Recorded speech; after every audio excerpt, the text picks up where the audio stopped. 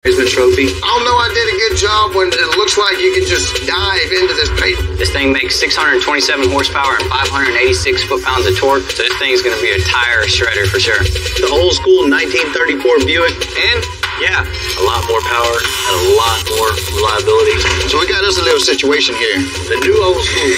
what? This is very quickly becoming one of my favorite cars. Whoa, wee.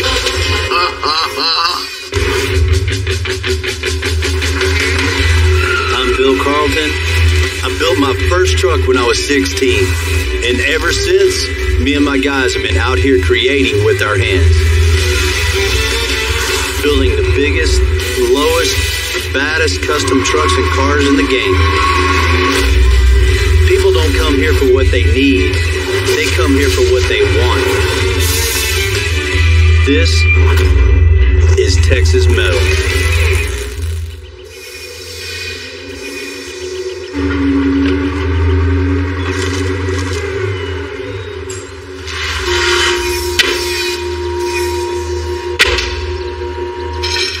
Well, that hasn't been separated in a long time, huh? It looks good. Everything's clean. All sheet metal looks pretty nice. You ready to roll it out? Yeah, let's go. We're known for custom trucks, but, whatever rolls through the door, we're going to get our hands on it and give it a little extensive touch to it. And when we're building a 49 Cadillac for NFL Hall of Famer Earl Campbell, this guy is a living legend. So everybody in the shop's got to be on point and make sure this thing's going to be perfect. This car is special, and I'll say that about all of them, but this one's is definitely special. I think it's your turn, buddy, to finish her. I appreciate it, man. It's been months of metal work and body work just to get to this point. When people see all the custom touches that are all throughout this car, they're going to know it's Earl Campbell's. It's always a little bonus in the day when you get something major done, like just pulling the frame out, getting it cleaned up, getting it loaded off the powder coat. It's just a huge accomplishment. Considering how Earl's car came into what it is now, finally feels like we're getting something done. Thank you. This thing is going to be a cool car. Earl, where's the first place you're going to take this car? In Austin, Texas, there's a little hamburger joint. Been there since the 40s. I hang out there. That's where the cars meet on Thursday night. So that's going to be my first appearance in this 49. All right, man. You make me hungry. I know. What's for lunch, burgers? Earl, man, I'd really like to take you in the shop and show this thing to you at the stage it's at, but you've seen it in pieces enough. If you can bear with me, just wait just a little longer, I promise you, it's going to be extra special for you to see this thing totally finished. I can't wait, Bill. For the most part, Earl's just been leaving the design for the Caddy to us. But Earl called me a couple days ago, said he had some ideas for the color accents for the interior. I'm going to tell you, man, I can't wait to see it. But when I was coming through town, I bought you some UT that I like that interior to look like. This is the real UT orange, what I used to wear when I was in college. And now, I don't need a number 20 on the leather, but everything else I would love for the inside to look like that. So you don't want just us to get material to match this color. You actually want to use the UT jersey. UT jersey, that orange. In the car. In the car. I got to have that orange in it. Man, that's pretty cool. That's a great idea. Yeah. Just some touches all throughout. When you're building a car for Earl Campbell, you really want those touches to stand out. And putting these jerseys in the interior, this is definitely the way to go. Everybody's going to know whose car it is. Oh, yeah. I feel like a junior high football player getting promoted to the varsity on that level. We built a lot of cool cars and trucks around, but this is by far probably definitely my favorite one. A 49 Caddy. Yes, sir. An orange interior. That's going to be great. Man, we're going to make it happen. You got it. Yes, sir. Thank you. Shock me. Knock me out of my socks, but I'm ready. All right.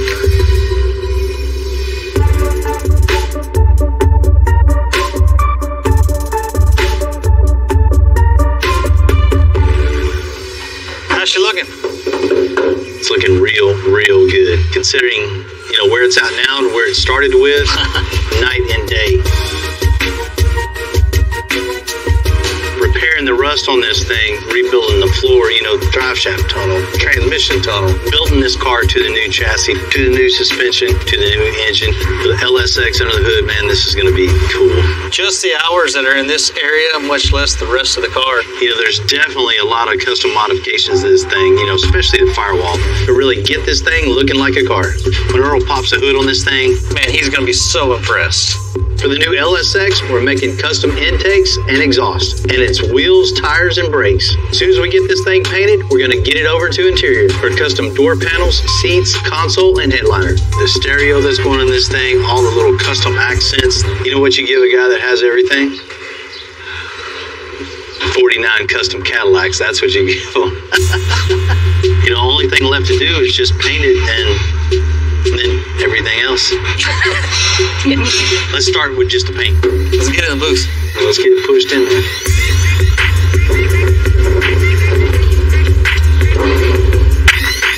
All right, man. You got this? Got this. One of the things Earl wanted from the very beginning is black paint. And Chris is getting that thing going now. We are going to make sure that we get enough paint on this car that any imperfections or whatever, we want them to be covered. We'll put as many coats as it takes to get this car as black as possible. I met Bill back when we were, in our teens. We were in a truck club here in Houston, and he started doing air suspension. He did some work on one of my trucks a long time ago. I think when I was 18. I did it for 15 years straight. It's fun to do. I enjoy it.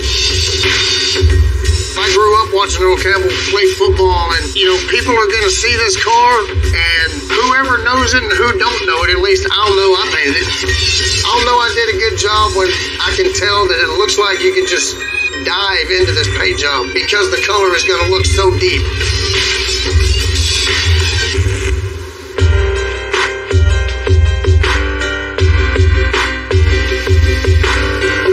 Cadillac out of the booth, and now that it's painted and cleared, the next process is wet sanding and buffing. It has an orange peel texture, kind of leathery looking. That's why they call it orange peel. It looks like the peel of an orange. What we want to do is sand this down with our blocks of different sandpapers, get it slick as possible, and then we're going to come back and buff it to give it that nice mirror finish. The guys did such a good job on this firewall doing the bead rolling on it that I can't use this block on because it will burn the paint. When I say burn it, I mean sand through the paint. We have real problems if I do that. We'll block the flat areas with this block and sandpaper, and then we'll have to come back by hand and get around all the bead rolls with finer grit sandpaper. And I know where I can and can't go because, like I said, we do not want to burn this paint at this stage in the game. Okay, this is our last step in our wet sanding process. We've got 3,000 grit sandpaper on our DA sander. We'll run over this real quick and then we'll be ready to buff. And when we start buffing, that's what's going to bring out that mirror shine that we're looking for. You have to spend the time on it to make it as slick and smooth as possible, or when this thing's buffed, you'll be able to see every flaw that's in it. All right, we just completed the wet sanding, buffing, and polishing part of our firewall here, which is the final step in a paint job. The only thing we got left now is to do the whole rest of the car.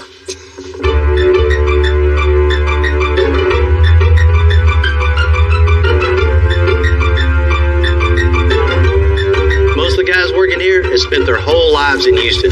John, is a lifer too. He just couldn't wait to get going on the interior. Because for guys like us, Earl's just a local legend. I'm getting ready to start the door panels and the interior on Earl's Caddy here. So what I've done is I've just laid out some templates on the doors and the panels all the way in. Here, I got me a pencil, good eraser.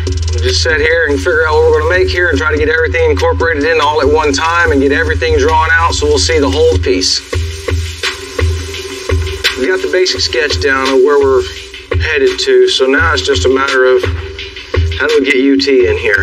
We don't want to make it overpowering. It needs to stay kind of subtle and just an accent in the car. So what we might do is put some sort of insert spot behind that. That might work. After looking at the placement of where I've got this armrest in relation to the seat, it's going to have to move up. So I'm not really happy with the shape that I have of the armrest. So I'm going to transfer that onto another piece. This is how these things work. You just sit here and stare at them and think about it a little while, and it'll come to you. It'll all make sense. And so I like to just sit here early in the morning, quietly, enjoy my coffee, and sketch.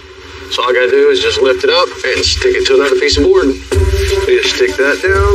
I'll take an alpha knife, cut that out, and that'll give me my template to work with so I can put this wherever I want it at on here.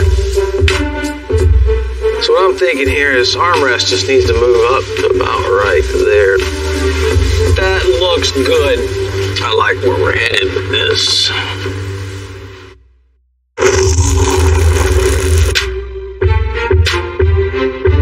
Even though there was assembly lines back when Earl's 1949 Cadillac was made, you know, a lot of stuff was made by hand. There wasn't any robots. And we're taking the same approach from the metalwork to the interior. You know, Earl showed up the other day, brought in some jerseys, wanted us to work these into the car somehow. So my thought here is to take and use those to create that Cadillac V and drop that in right here underneath these pillows. Ought to look really cool. Just a nice pop of that burnt orange in the car without being too overwhelming. Ought to turn out looking really cool.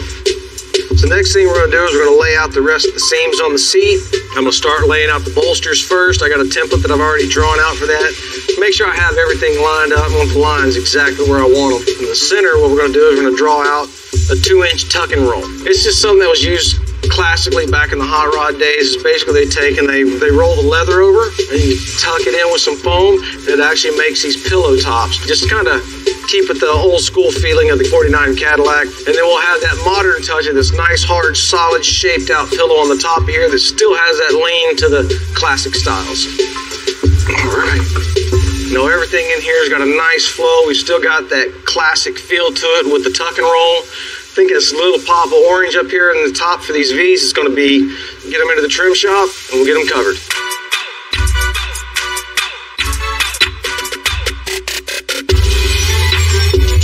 We put the old school 1934 Buick Model 57 on hold because the owner wanted to figure out what kind of power plant he wanted to use. He ended up with the late Model 5.3, and now we're back at it.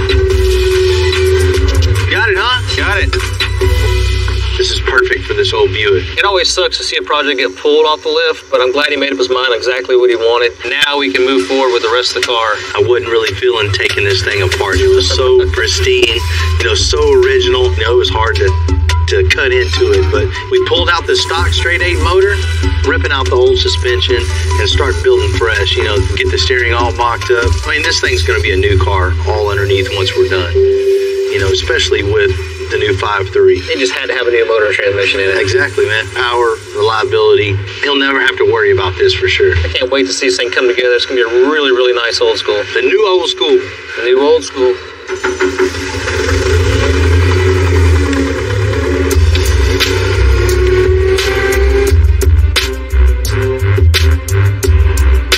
Freezing cold out here today, and we're about to go drop the LS into the Buick. The old school straight 8 is a lot wider than the straight 8. So once little one gets this thing in, we have to mock up a new steering configuration. All right, just make sure that it doesn't hit the headlight or the paint. Okay. Go ahead. In? Yeah. This engine's pretty dirty, but when we're done with it, it's gonna look spotless. Come in. Slowly, slowly. Watch the front bumper. Yeah. All right, we clear? Yeah. Now, if we get that angle under it, then we need one more in the front, and then we can go ahead and start moving it around. There we go. That looks pretty good. Now that we have the header mocked up and the engine fully on its own in the car, the steering has to be moved now too. You know, the owner still wants to keep as much of that original interior as possible. So we're trying to keep the old steering column. The key to work on these beautiful cars is you gotta do yoga at least once a week. Since I can't cut right outside on the firewall, we gotta take the ignition off, release the column, and pull it out without damaging this nice, beautiful interior. Beep, beep. That was easy, wasn't it? Got it out. Cool, man. You know, keeping the old column just fit the whole original interior in this is definitely the way to go about it. There's a problem with that, though. We don't have any way to adapt the original column to the rack and pinion that we're going to put underneath there. So we have an end of an old column. I want to graft this on to the original one. All right. That way we can adapt all this right to the rack and pinion, and everything will work right. Right. You know where to cut. Got it. Quick, easy, right? No, this just goes to show you there's something that wasn't even thought of when we set out to do this little project. But, you know, that's just what we do. We deal with them, keep on rolling. Got that. It's kind of like a Russian doll. Everything just goes in piece after piece after piece, and they're all gonna fit in perfect. Now it's time to put all the pieces together and make this custom 1934 2020 steering column. So this is not our finished product until it gets painted and fully installed, but now we're ready to mock up our rack and pinion. I gotta wash my hands because I do not want to get this interior. A while ago we were sticking all the way here, almost touching the header. Now we're right at the firewall, exactly where we measured, exactly where we wanted it to be. From here we can pivot around it and we can go straight into our rack and pinion that's going to end up being up there in the front.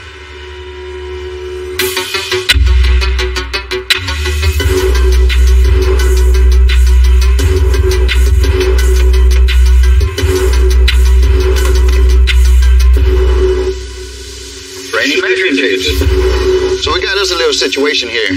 Our rack is way up there in front, like almost a foot in front of the engine. And with our column coming out like right behind the cylinder head, we need to detour our steering shaft around the exhaust header and then go back straight to the rack. So we have to make us like a two-piece steering shaft with the center U-joint mounted on a heim joint. We got to get this thing as close as possible to the header without touching. That way it doesn't put this U-joint in so much of an angle, which is going to cause hard spots in your steering. We have 3 U-joints. There's nothing to hold it in the middle. We got to support it with this heim joint. And what this is going to do is hold this shaft in the center from moving around and hitting the headers into the chassis. That way it'll support this from moving around. We got everything in place. Now we're ready to give this a rotation. Check it out. Man, this steers pretty good. I don't feel any hard spots. I think we got this set up pretty good. Now we definitely know this car is going to steer in the right direction.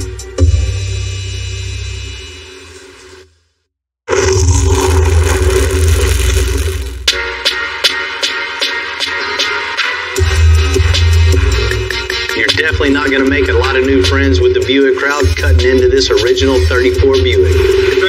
But we're still doing what we can to give this thing the respect it deserves. I have Edgar color matching the engine to the cab, and Matt's adding a super clean serpentine setup. So now we got our motor in here. We're going to go ahead and start getting the front drive assembly on, the water pump, alternator, and everything that gets the motor running. So with this bracket here, it holds the water pump, the alternator, power steering pump. It allows everything to be more compact and gives us a lot more clearance, especially when a car like this, we barely have any clearance in the engine bay, so it tightens everything up and gives it a nice look. Now that we got our bracket on, we'll go ahead and mount our power steering pump up. We're still real tight on clearance, but it fits, and that's all that matters at the end of the day.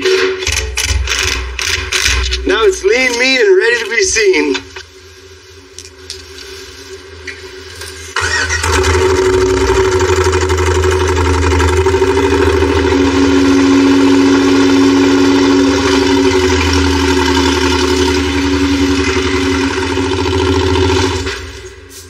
Got it. Yes, man. Definitely a big improvement from what was in it. A lot more power and a lot more reliability. And it kind of looks like it belongs. Yeah, it just looks right at home in this thing. Man, Matt, it's all downhill now, huh? Yes, sir.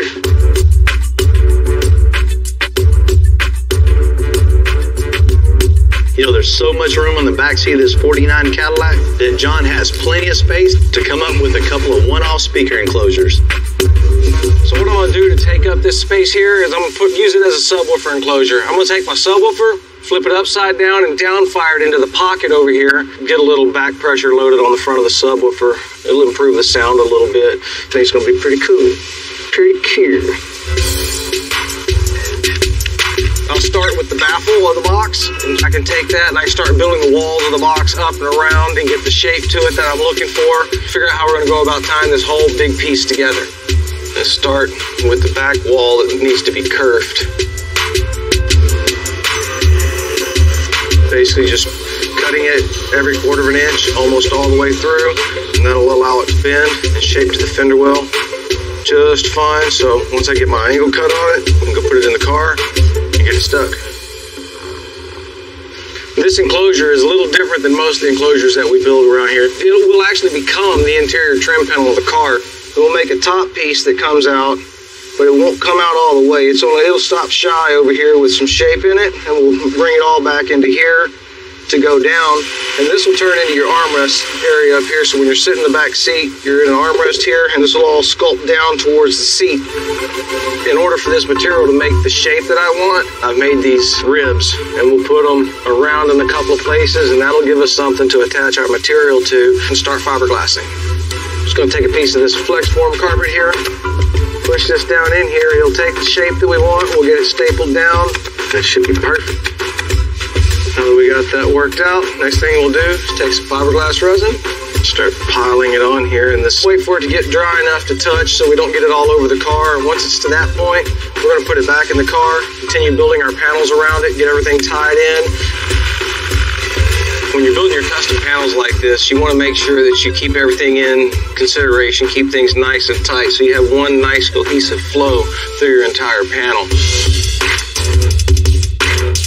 Edgar painted the new LSX for Earl's 49 Cadillac. And of course, it's Texas Longhorn Orange. And we got our custom chassis back from Powder Coat. We're putting it all together with brand new air lines, brand new brake lines, all new stainless bolts, and of course, brand new Billy wheels. Starting to look like a car now. Yeah, looks good with 4 wheels on it. Man, now you can actually see how the contrast is coming together. The little pop of the motor color is going to tie into a little bit of interior color. It's going to make the whole car a complete package. Man, this car is fit for Earl Campbell. Definitely. I hope he'll let me borrow it one day.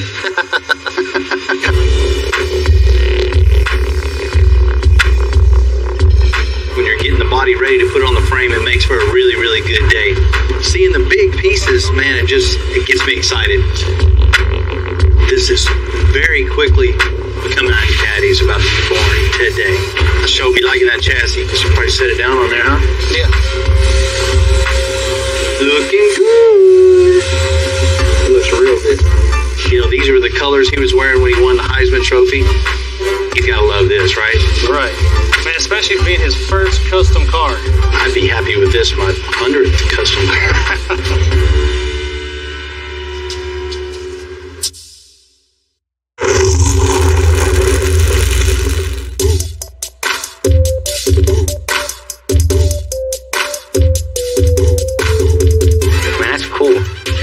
Like a V? Yeah, dude, it sure is. Just for this car. With all the work we've done to Earl Campbell's 49 Cadillac, there's still something missing. So I asked Justin to build a couple of custom downpipes. Right here on Earl's Cadillac, we got the LSX 454 crate motor stabbed in there. This thing makes 627 horsepower and 586 foot-pounds of torque at 5,000 RPM, so this thing is going to be a tire shredder for sure. So we're going to go ahead and get our throttle bodies mounted up so we can start doing our charge pipes. We got these billet throttle bodies. They're twin 102 millimeter throttle bodies, so it's going to supply a lot of air to this big cubic inch motor. We have our aluminum mandrel bends. They're 3 new now. We can kind of see that there's a lot of room in the engine bay, so we get creative on this intake system. Well, since he went to UT and old Bevo over there, we're going to go ahead and do it where it looks like almost 2 horns in the center. 5 inches off of each horn. I marked 5 inches from the end of our tube so that both of our tubes match up, and I'm going to use the tape pretty much to connect the dots so that we have a good clean cut line to follow. Let's go cut some pipe.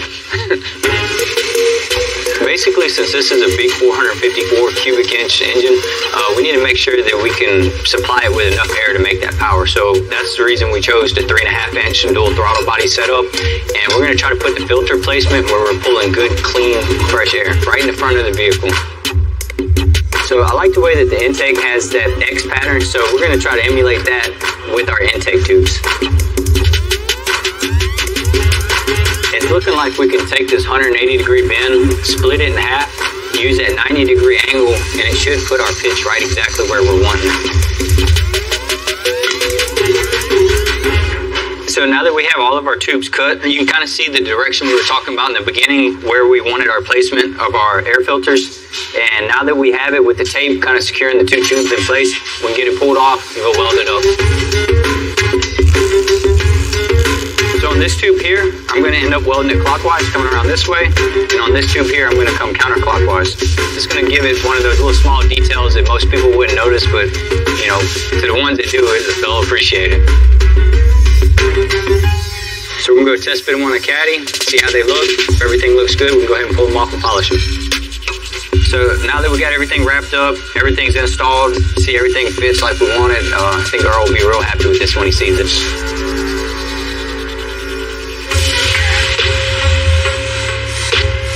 After a lot of hard work and some tough decisions, this 1934 Buick's finally done. You know, I was really reluctant about cutting out all the old factory suspension, but once we got into it, that's what we do.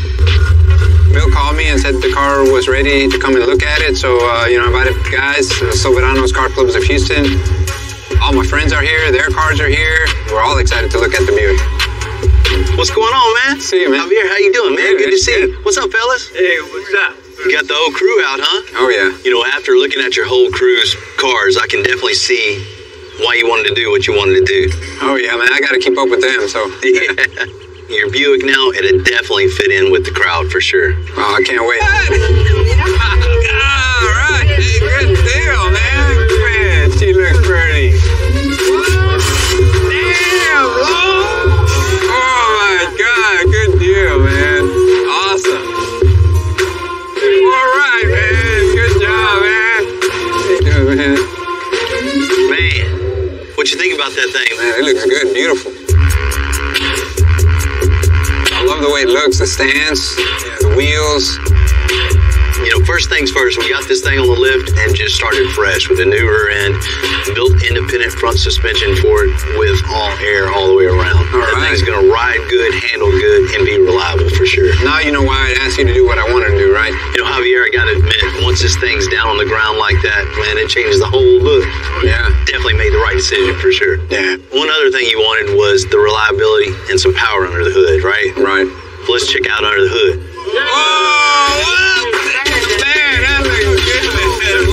How'd you fit that thing in there? Started out ripping that old engine and trans out and just getting a pull-out 5.3, stripping it all down, really dressed it up, make it look good. So when you pop the hood, you got something to be proud of. Man, wonderful. It was tough, but definitely worth it. We had to do a vintage era frame that's such a narrow frame in it. We had to custom make all the steering to get around the headers, and everything had to be one-off, especially because of the fitment. The old engine looked like an antique. This is state of the art. This car went from being real cool to real gangster. You probably got 10 times the power that this thing came with. We'll see if you can keep some tread on these old cokers here. All right, can't wait. Taking a late model engine, sticking in such an antique car, you'd think it'd probably stick out. But all the work we put into this engine, making it look the way it does, it's like it was made for this car. What do you guys think, man? You gonna let this guy cruise around with you? Yeah. I'm so happy now that I can just get in this car, start it up, and show it off. Thanks a lot, man. You're welcome, man. Appreciate it. Yeah, thank you, man. Appreciate it. Yeah. All right. You know, sometimes in this business, you really got to lean on your guys. You know, on the Caddy, we really had to lean on John. You know, he's really coming through. Every little detail he's adding is 100. We get started on the rear deck for the 49 Caddy. We're going to start by cutting out our base out of MDF. We'll take that over to the car, get that in place, and start building it up from there. The back deck has a curve in it, so we'll make two pieces. I'm going to take some fiberall here and mix it up and use that to actually put these two pieces, especially with it being up here in the rear deck of the car. You know, that's It takes a lot of heat up here. We want something that's really going to be able to stand up and not give us any issues. This will be the riser that'll come up from the rear deck that helps tie it into the back of the seats. All right, we got this thing all dried up, positioned, ready to go. So I'm gonna pop this thing out, take it across the way, put it on the table, we'll finish it out there.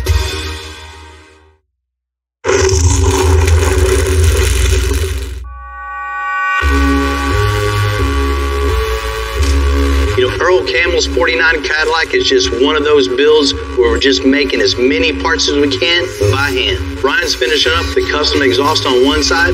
Now he's mirror imaging it to the other. The first side is always the easiest. Mirroring it is the hardest part about it.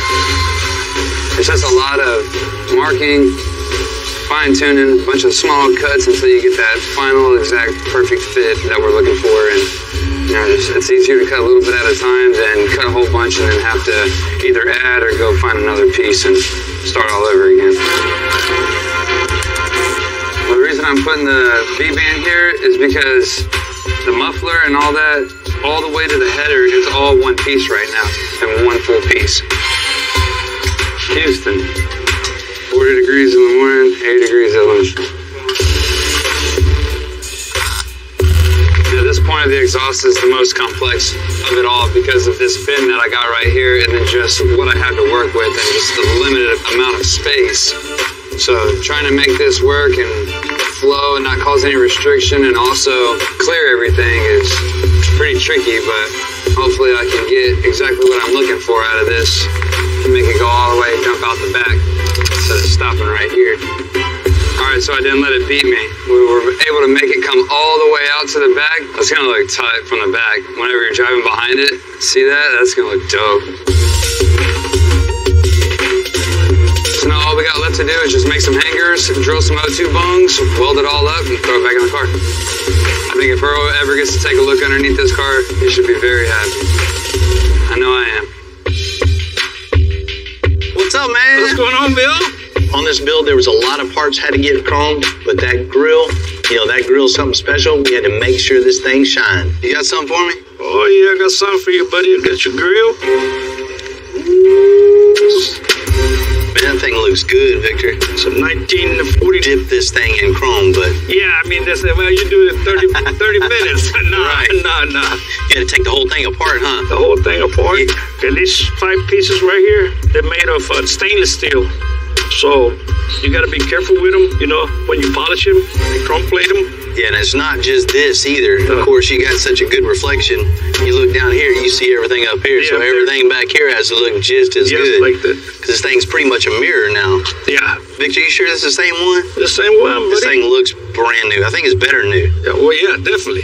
Man, I appreciate it, Victor. It's all yours, buddy. Let's be careful now. Right? Yeah.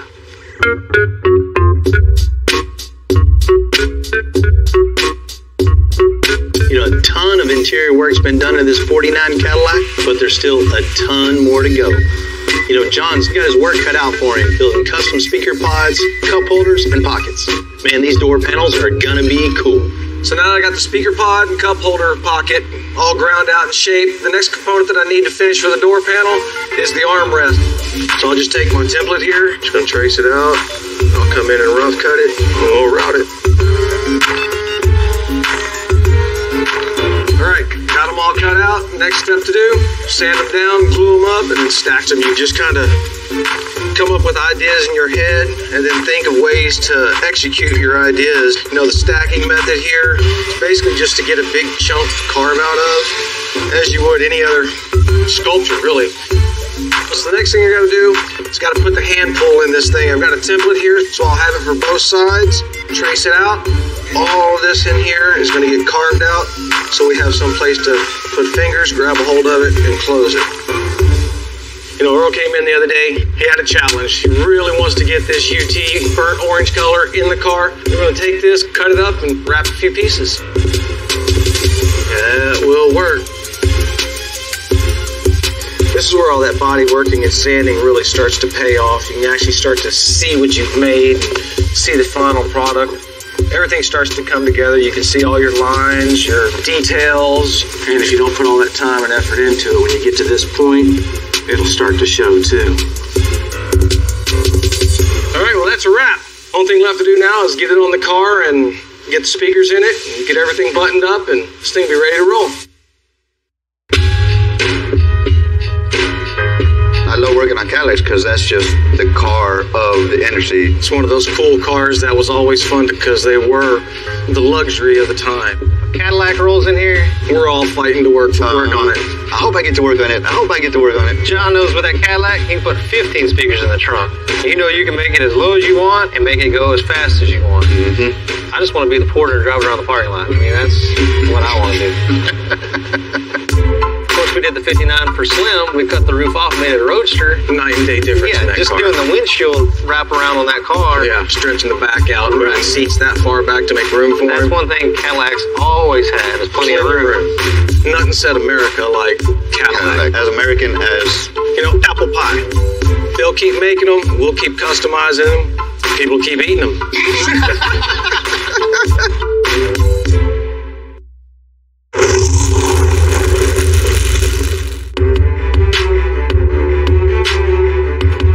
You know, I can remember being young and my dad watching Earl Campbell just killing people every week. He just rooted for him, you know, every time he played. You know, when people hear now that we're building a car for Earl Campbell, you hear all the stories of how good a player he was and just how he dominated everybody on the field. You know, every step of the way on this 49 Cadillac, you know, Earl's been an inspiration to us. You know, the consistency, you know, that's what we were going for in building this Cadillac.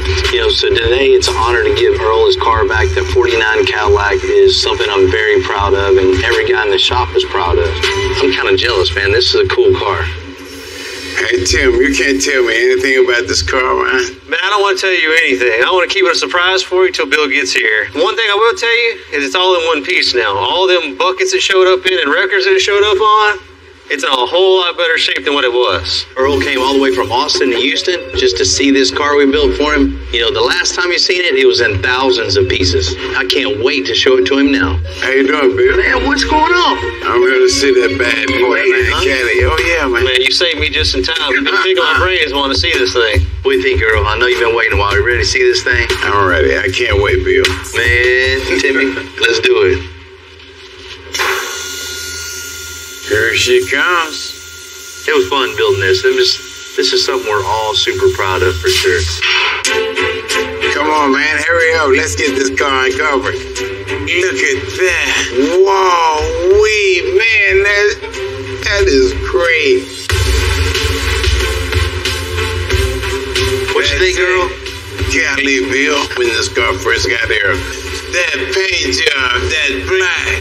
Man, that bumper, that's a hell of a lot of chrome. There's plenty of black and plenty of chrome on this thing. Oh, man, that's great. Man, Earl, you know, it's a huge challenge to make, you know, parts in the parking lot into a car looking like this. You know, we first started off getting this thing on the lift, doing rust repair. You know, getting a car this old, this straight, and the gaps right on this, the body guys, that's showing their skills right there.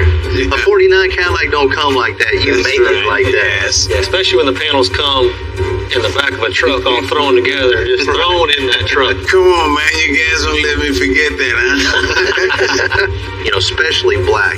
You know, looking down the side of this thing is laser straight. Man, that is beautiful. You know, building a chassis on this thing, Earl, motor mounts, new rear end, new front suspension, air suspension, so this thing lays real low to the ground too.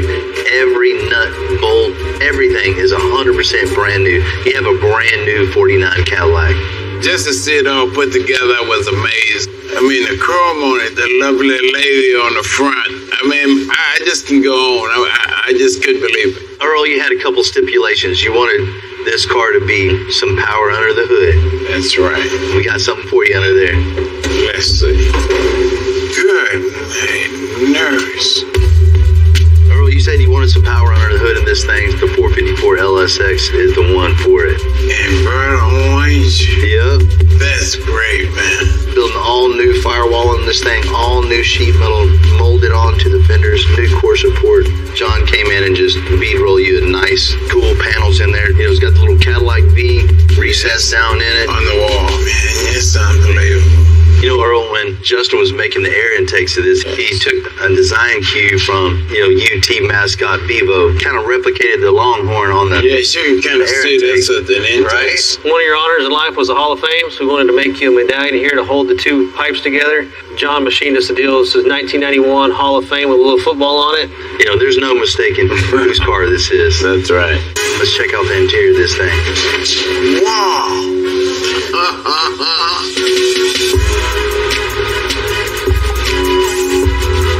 Man, last time you seen this thing, there was just piles and piles and piles of parts for the interior on this thing, right? Yes, man, it's got the burnt orange on the door.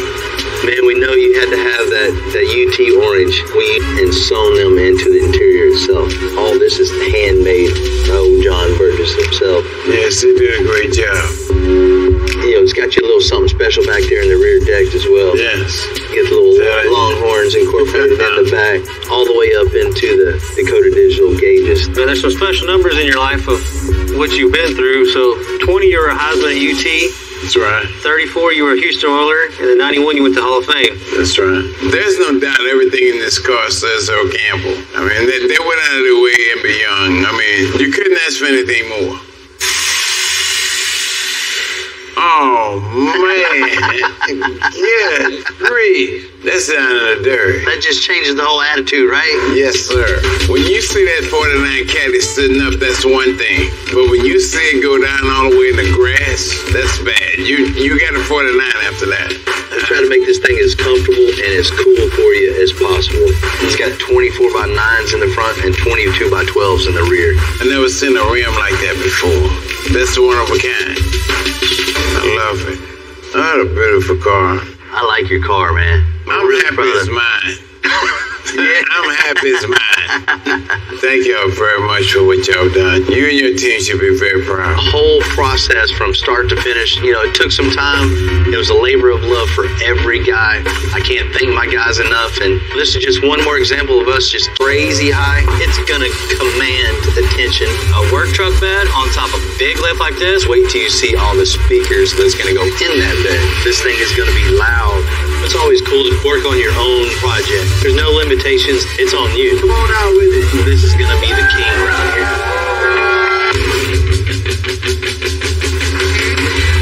I'm Bill Carlton. I built my first truck when I was 16. And ever since, me and my guys have been out here creating with our hands. Building the biggest, lowest, baddest custom trucks and cars in the game. People don't come here for what they need. They come here for what they want. This is Texas Metal.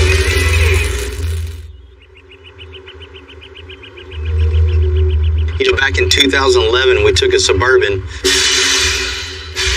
cut that thing in half, and made it a two-door Tahoe.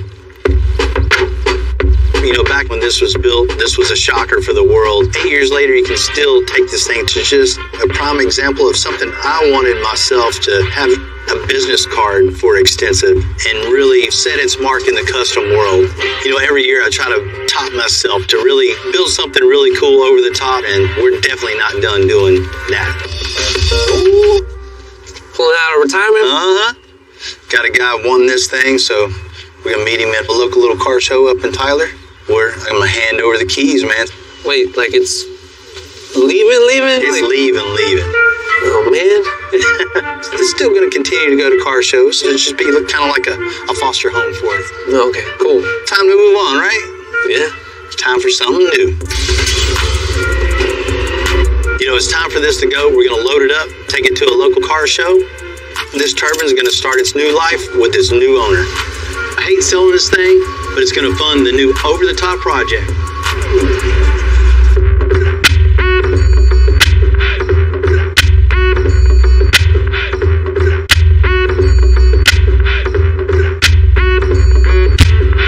Turkey Drag Car Show, it's always good to get out of the shop, come see what's going on, see some cool cars. Today's kind of bittersweet though. Part of the family's leaving, but it's always nice to get that little check also.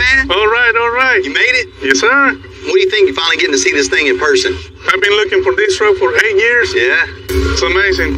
This truck is super cool, man. Something like nobody else has. That's exactly what I want. One day, a friend of mine, he called me, he says, hey, they got it for sale. So I made the call, we pulled the trigger, and we're here.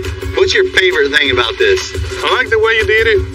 When we shorten it, make it 2-door. That's the only one on the earth. I gotta have it, bro.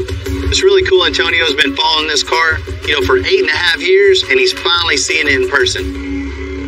Oh, man. That's what I'm talking about, man. It's the factory 5.3 in this thing, but it's just all cleaned up. It doesn't look like that factory engine anymore, right? No, it don't look like it no more, man. You can see it from every angle. You can see everything, something different. If you like this, you're definitely going to like the interior. I think it's crazy, man. You got speakers everywhere, man. 3 big 12s in the back. You see the big hole in the roof. That's out of a Cadillac SRX. You can't buy one that big. Cut that out of another roof and then graft it into this one. I think it's my right size, man. Yeah. When Antonio's sat in this seat, I can tell he's been wanting to do that for a long time. Man, look at that. Man, it's got a ton of power back here, right? Man, I would like to put home and somebody that really appreciates this. Enjoy it, man. Need something, holler. Looking at this thing for the last time, we've done a good job on it. I can't thank all my guys enough for all the late nights and hard work, because as you can see in the car show here, it's still holding its weight.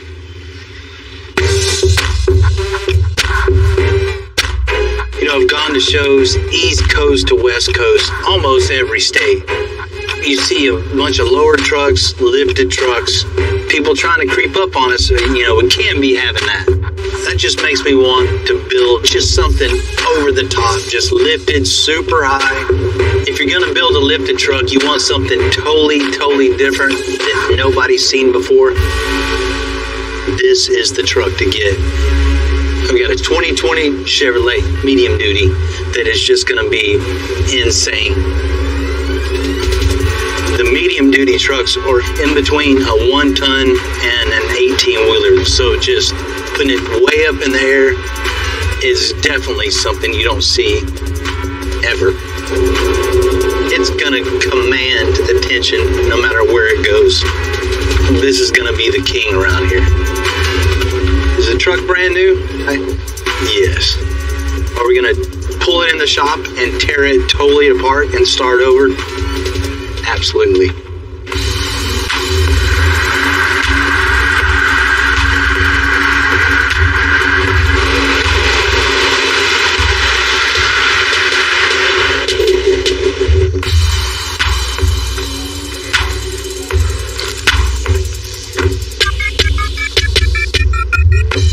Company's gotta love you. What is this, test drive or what? Well, yeah, test drove it. It's my new project. Oh, Lord. You always gotta have the bigger, fatter, right? Just the natural progression.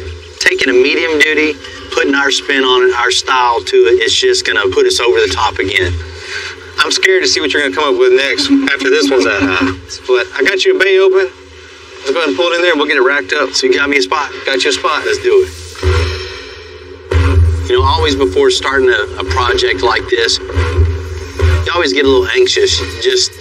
You can't really wait to get started working on this. I mean, it's still, a passion for all of us. It's the anticipation of getting the thing done, getting it out of the road, and just having a good time with it. It doesn't get any better than that.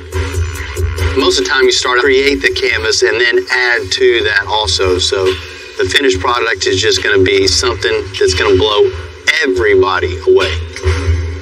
I love being able to prove myself, to prove my team to everybody. Building a lifted truck, that's fun for me. But building a super huge dually truck that's going to end up being, over 12,000 pounds when we're done, super high off the ground, that's just something I got to have in my life.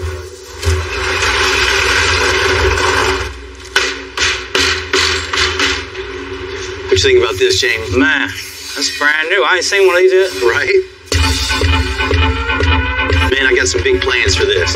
First things first, we're going to get this thing up on the lift, and then we're just going to build a crazy drop-down air suspension with the big shocks. Huge 4-link on this thing with the big 1-inch Heims, super thick DOM. I mean, this thing's going to be bulletproof. And I got to have some big wheels and tires on this thing. Definitely. I want to keep that dually in the back, too. raising this thing up, we're not shooting for a specific amount of inches. I want this thing way off the ground. We're just gonna lift this thing till it looks right. When it looks right, we'll go a little bit higher. Because this thing's gonna be crazy high. You know, look at the steps on this. This definitely isn't gonna cut it. So we're gonna build some custom run crawl up in this big old thing. And as far as the bed, you know, I wanna do like a utility style bed with the toolboxes on. A work truck bed on top of a big lift like this with the air suspension. Yeah, you don't ever see anything like that. I've never seen nothing like that. Wait till you see all the speakers and all the stereo that's gonna go in that bed. Oh man, you know we gotta have it loud. You know it's gotta be loud. They go by, you're like, man, what? Why? I want that feel of industrialism. Right. You know what I mean? This front end's a little bit too shiny for you. Man, we got to get rid of all that. You know, spray it all black, get rid of the chrome, make this thing cool. We're going to have to step it up in the interior too. Yeah. You know, leather inside, suede headliner. And this thing doesn't even come with carpet. Of course, we're going to put that in it too. We're going to make the inside just plush as can be. I'm excited. I can't wait. Well, if you can't wait, let's do it. Let's do it. I'm ready.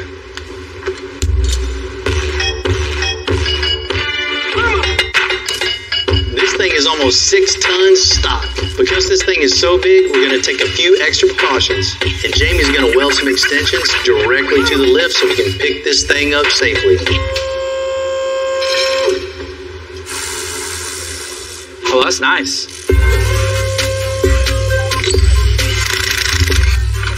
This truck was barely stocked for maybe a couple days, and it's already up on the lift.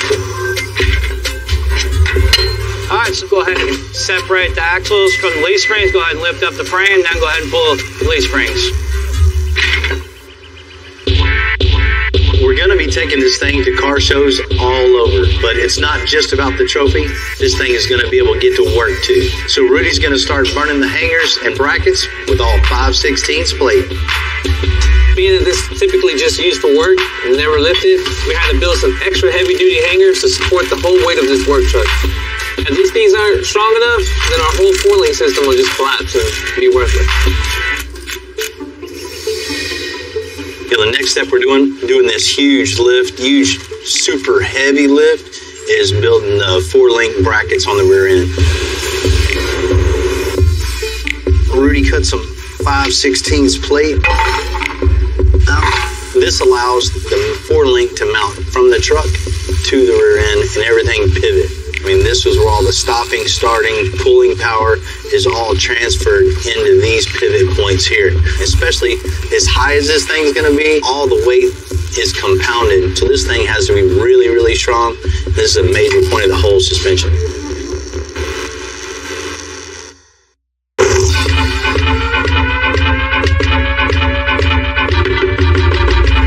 When you're lifting a big Silverado 5500 over a foot in the air, you know, the 4-link has to be not only super strong and support all the weight that's going to be way up in the air, you know, it's got to look cool too. You know, one of the things that makes this thing super strong is the 1-inch FK Heims are really, really strong. So we're going to use that in conjunction to some really thick DOM, and that's going to make it so we never have to worry about that whatsoever.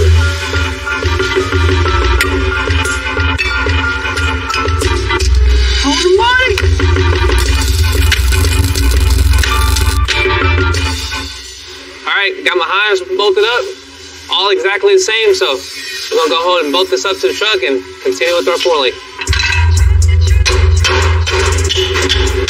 Now we got our 4-link bolted up. These things look beefy. So we can go ahead and start setting up our diagonal link. A diagonal link in a wishbone is always going to keep your rear end completely centered through all of its range of travel. This sucker right here is going to make sure that the whole rear end is nice and straight as it travels up and down. I only wish I could say the same thing about my back right now. This thing comes with power steering, but to save a little space, we're going to convert everything into all hydraulic steering. So this big steering gearbox is going to have to go. We're going to get rid of this one and install a new hydraulic steering system. Alright, so you can see our old gearbox is a whole lot bigger than our new one. In this case, looks can be deceiving. This small little guy here is going to do just as much as our big one here. This right here is basically our servo. All it does is transfer all the hydraulic fluid down to our hydraulic pump, which is going to be placed on the axle somewhere. went ahead and made a brand new mount for our hood strut. That way we don't lose the support for our hood. All right, we got our servo bolted up, linked up to our steering shaft. Everything looks good. And then the fun part, figuring out where that goes. What we're doing now is mounting the hydraulic cylinder to the axle. We got a rolled piece of pipe that we had laying around the shop, so we're going to make 3 separate pipes to hold the hydraulic cylinder for the steering to mount it right to the axle. I mean, we could use a straight piece of pipe, but it'd look way cooler to have a little style to it and use the rolled pipe and be super strong also. The cylinder where we want, we got the roll tubing connecting the axle to the mount. It looks good. Super strong and stylish for sure.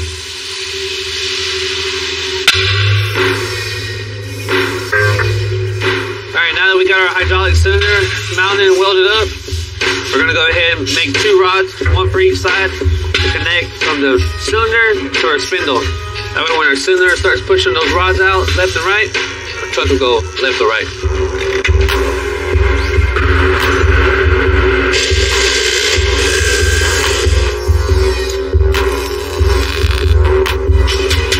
So just to make sure that our new tie rod ends are exactly the same, we're going to go ahead and jig up the first one I just welded up. That way my second one will bolt up just exactly like the first one.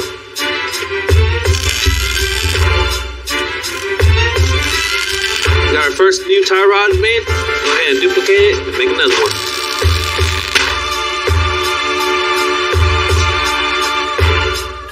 Tie rods are in, as you can see. As our cylinder pushes in and out, it's going to steer our truck left and right.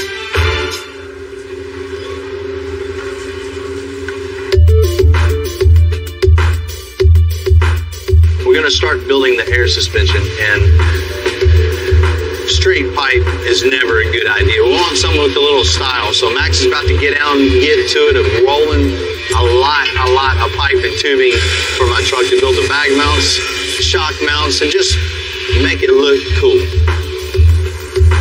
We're going to do things a little different this time. Instead of putting the lower bag mounts in place and then building down to the axle, I think what we'll do is take the lower bag mount off, build it on the table. That way I don't have to keep crawling under here and throwing my back out every time I get in here. Right. I got that. We can just simulate the axle with a piece of pipe on the table and build our pipe all to that. So we're gonna make all of our pieces fit in a little square here. You got it? I know you do.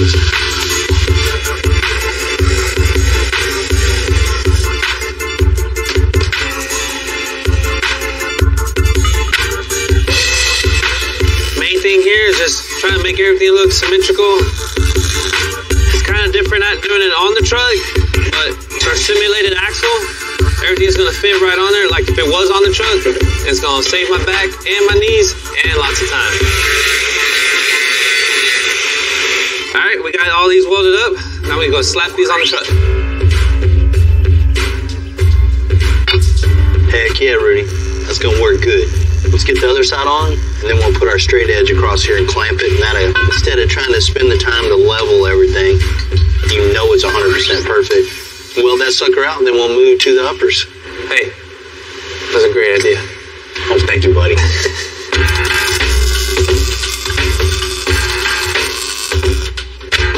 That is what we like to call rap.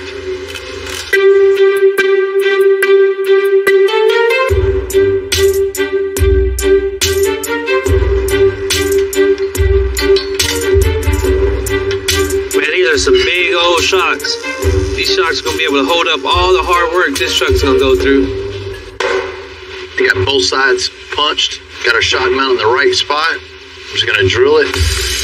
Drill that side. Everything's going to be 100% true. So the truck goes perfectly leveled when you're going down the road.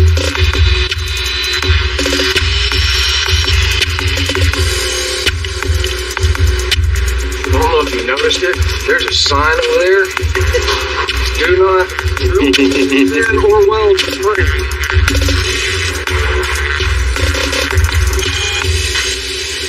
What do you think, Rudy? This big old shock looks perfect proportion to this big old truck, right? Doesn't even look that big when it's on the truck. Right? That's it, man. This is the last little bit of the suspension. This thing's ready to get blown apart and get coated. Shoot, let's do it.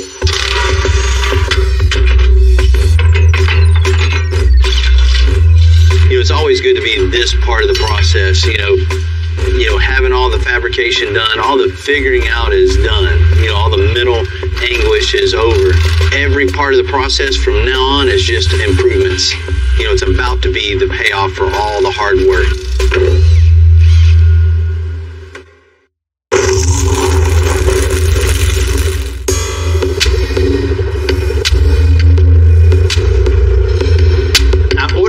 For the Chevy Silverado 5500. This thing is cool, but this is just a starting platform for what I'm thinking. You know, it's always cool to be able to work on your own project. There's no limitations. There's nobody telling you, you know, what to do, what they want. There's no restrictions whatsoever. Whatever you can think of, whatever you can dream of, it's on you. Yeah, but this much more. Just forward. That's what the shop's all about, is building cool cars, and especially one that stands out from all the rest of the builds, all the rest of the cars around. You want to make something that just has your personality built in with it. Man, I love this point of the build. Just start to see all the big pieces come together. You know, it makes for a really good day, especially something like this. To see a service bed like this with a truck like this is going to be real cool, especially when it's real high up in the air. Getting excited. You know, the more I look at this thing together, the wheels are turning, getting a few more ideas to really top this thing off. Definitely got to get rid of this.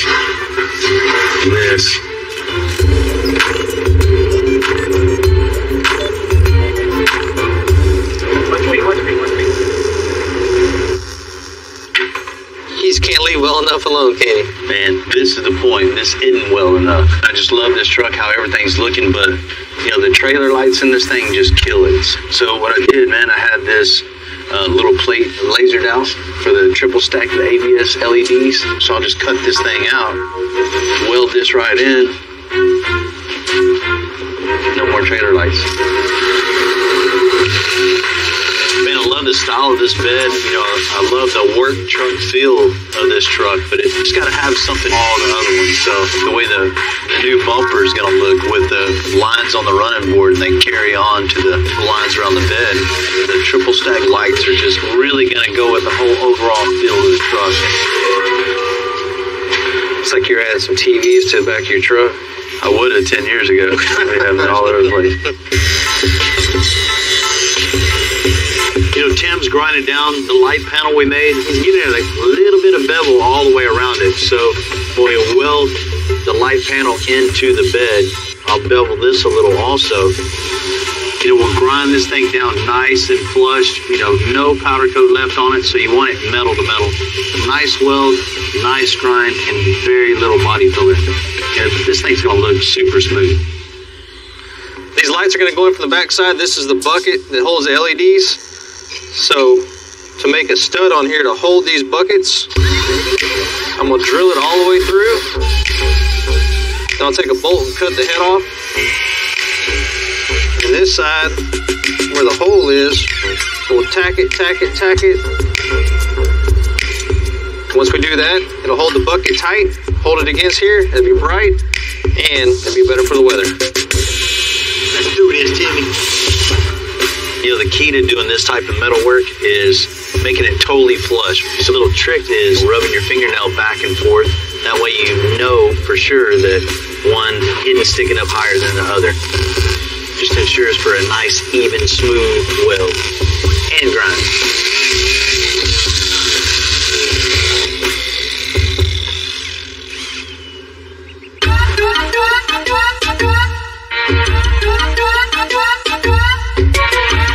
We got our lifted suspension back from powder coat, and I'm really happy we went with gold. I don't know, it came out pretty good. It looks good. It looks like something you go buy at the store, right? Yeah. So let's start getting all the suspension components bolted up underneath there, you know, the hangers, the bag mounts and everything, and then we'll put the axles in so we're not working around all that. Hold on. Where are you at? I need to come over, it's right here. Okay, look. Let it touch the frame a minute. I ain't enough. Gotta open more. That's 33 3/4. This is 34 1/4 now. Got a long way to go. So what we're doing is overspreading this so we can install it and not scratch our frame up. Like the welding process, the heat makes everything distort a little bit, move and wander around. So we're overspreading it, putting up in place so when we put the bolts in, it's going to cinch it all up super tight. We're good to go. See, just little tricks like that make all the difference in the world. Nice and tight, looking right.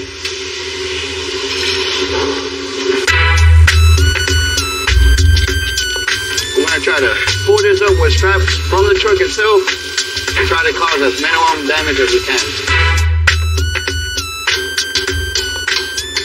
You know, when you're building these things, people think this is decorative, but really it's not. Each pipe displaces the weight on the bag mount. If you had one, it'd try to teeter-totter. Two would rock the other way. Four makes it solid. So the more you can get, just the better, the beefier to hold up. And this being a 1.5 ton, you're gonna need all the bag mount, all the support you can get. Now you can see this just completes the whole big, massive, heavy look of the truck we're going for. Just in your face, massive.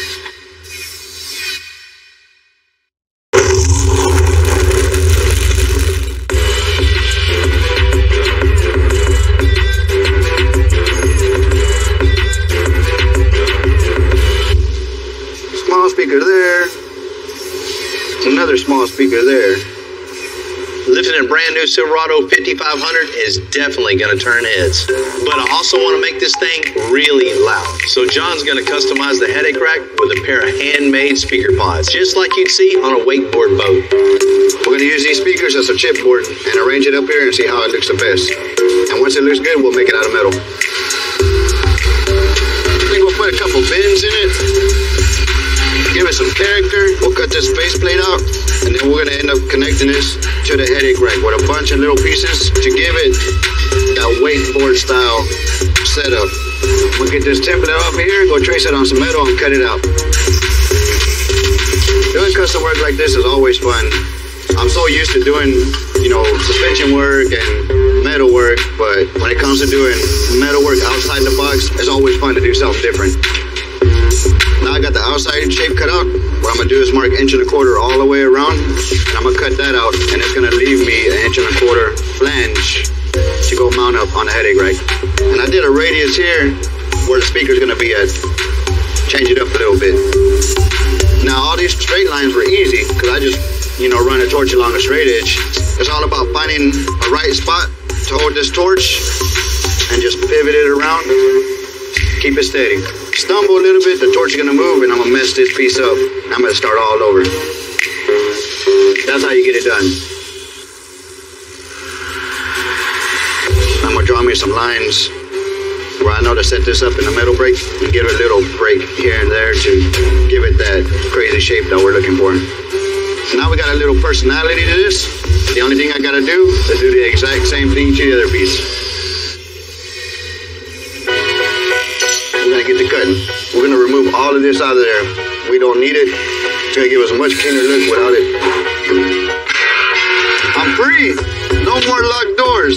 Now it's time to clean this up. Take some of this paint off so we can tack our new pieces on. That way we can get these cool tower speakers built on this headache rack. We got everything grinded and sanded down nice and clean. Now we can see what we gotta work with.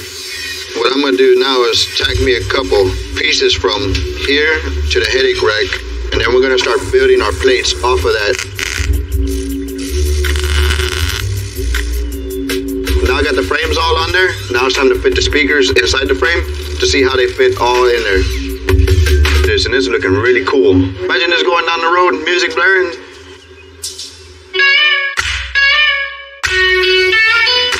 The new wheels are 28 by 8 1/4, and our new tires are 42 by 15 50s. They're way too big for our tire machine. So Tim's gonna take them somewhere that'll handle the job. Should be 10, 15 minutes. Yeah, we definitely got our work cut out for us, man.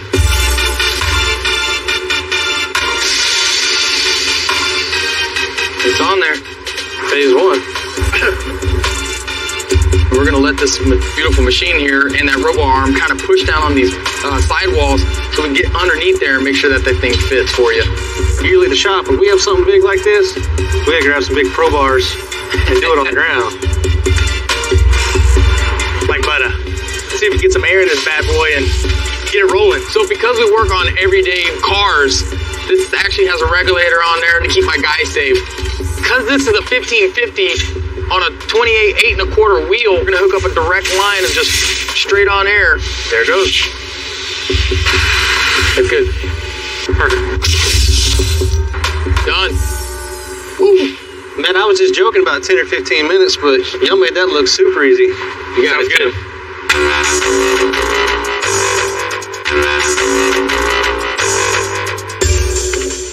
What's up, man?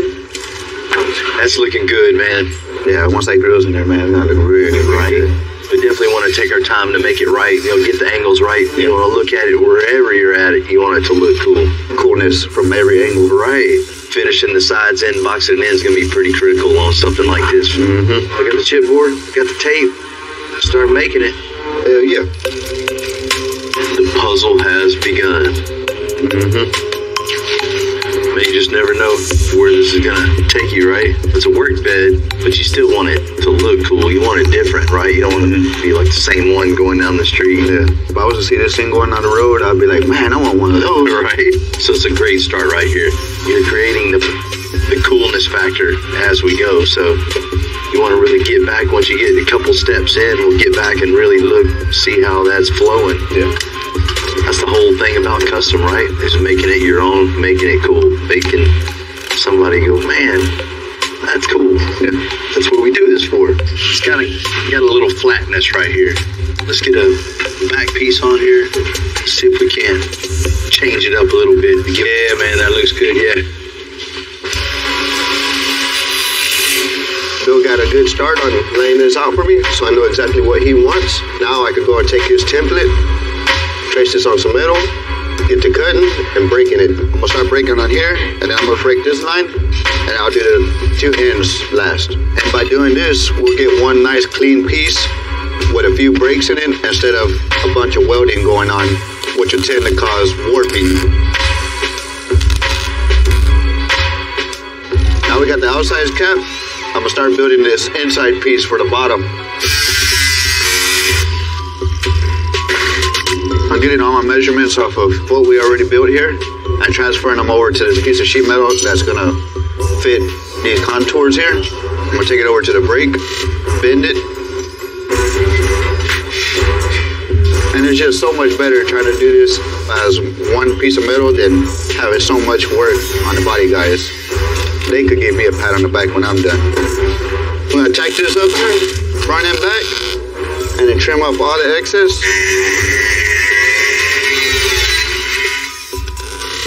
Now we got this bottom panel in, we can continue over the top, connect the two. Because the issue I'm having is the speaker mount is higher than the rest. And I'll go back and mold this in with some more material and make it look like it's supposed to be like that. And it is supposed to be like that. Shh, don't tell nobody. Get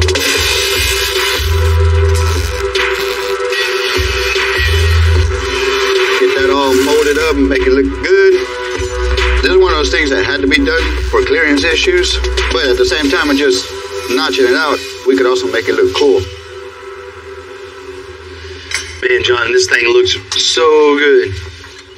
That's something you definitely don't see every day, right? Right, definitely. This thing is going to be loud.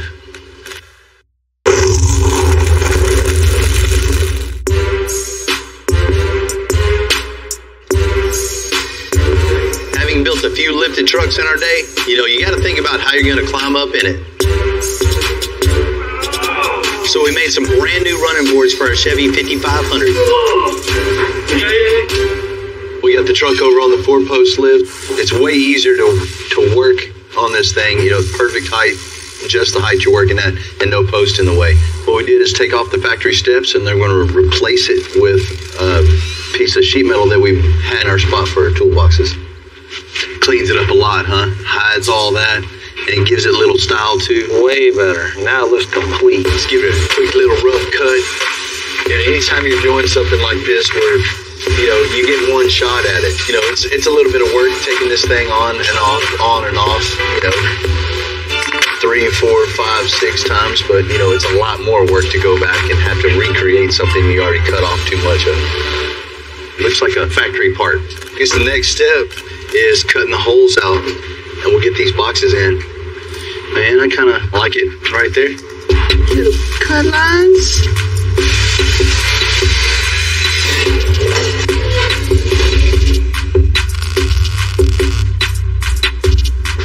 Man, that looks way better, huh? No more flatness, gives us some depth, and it's useful.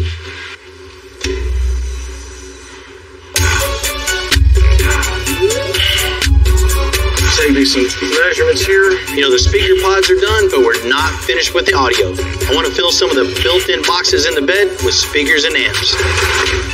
And John's over in the interior shop making some amp racks right now.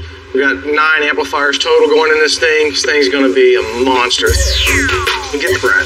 And when we have the other set of amplifiers stacked over here, we'll be able to just travel up and down through here with our wires and get this thing drawn out and make a pretty cool looking little amp rack.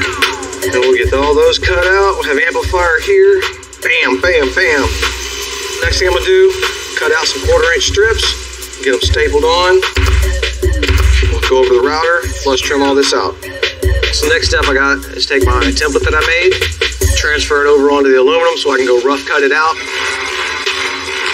By far the worst part of working with aluminum is having to rough cut it because you have to do it by hand. All you can do is just get after it and cut it and settle in for a long journey because it's not easy. Alright, we just take our double-sided stick tape here, lay it up, get it stuck to this aluminum.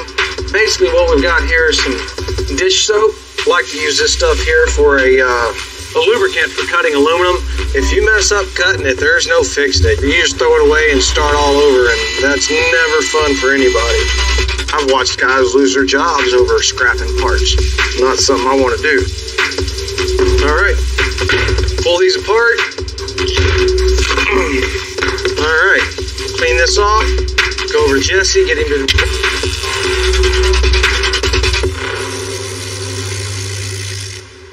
Bill can't leave well enough alone. He'd have to go get 2 speakers out of the shop.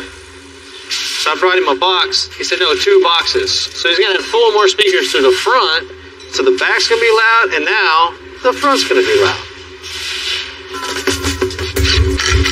My brand new Silverado medium duty is almost done. We're going to add a winch and a place for even more speakers. Man, this is exactly what this thing has to have, some kind of forward projection. So the 6.5-inch wake tower speakers are just perfect. Really hope people like Bill's music. You're going to be listening to exactly what he's listening to.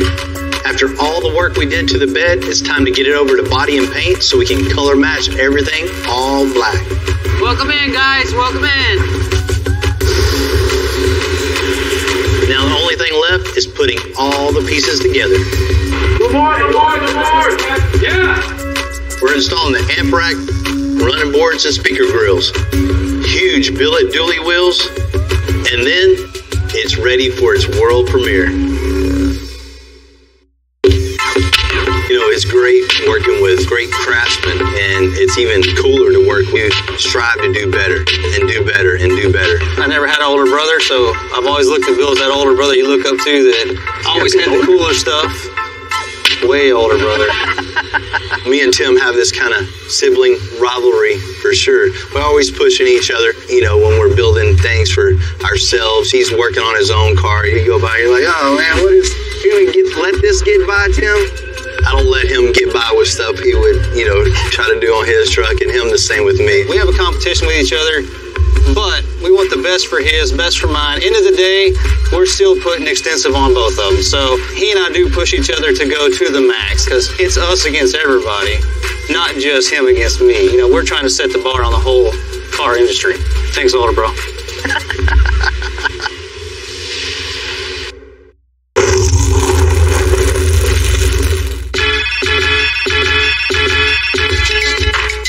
Every year we have an open house at the shop. We got friends, family, old customers, and hopefully some new ones.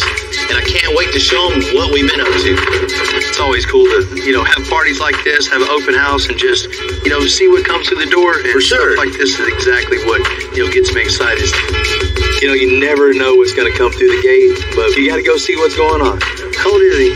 4 months.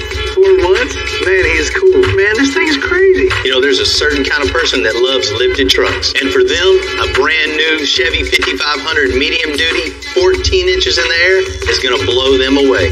Hey, you guys, come on over. I want to show you guys something. Come on. Come on, Marie. Come on over. For real, thank you guys for coming out, and always supporting, myself, my team, Extensive. It says a lot to me, you guys coming out. I know it's free food and free beer, but thanks for coming. Thanks, Bill.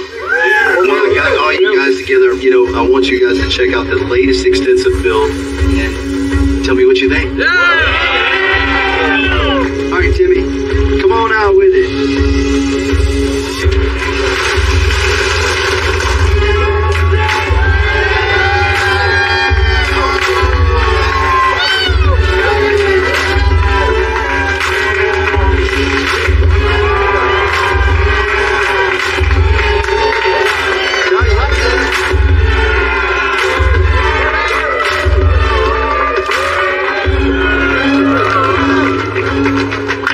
Example of just teamwork makes the dream work.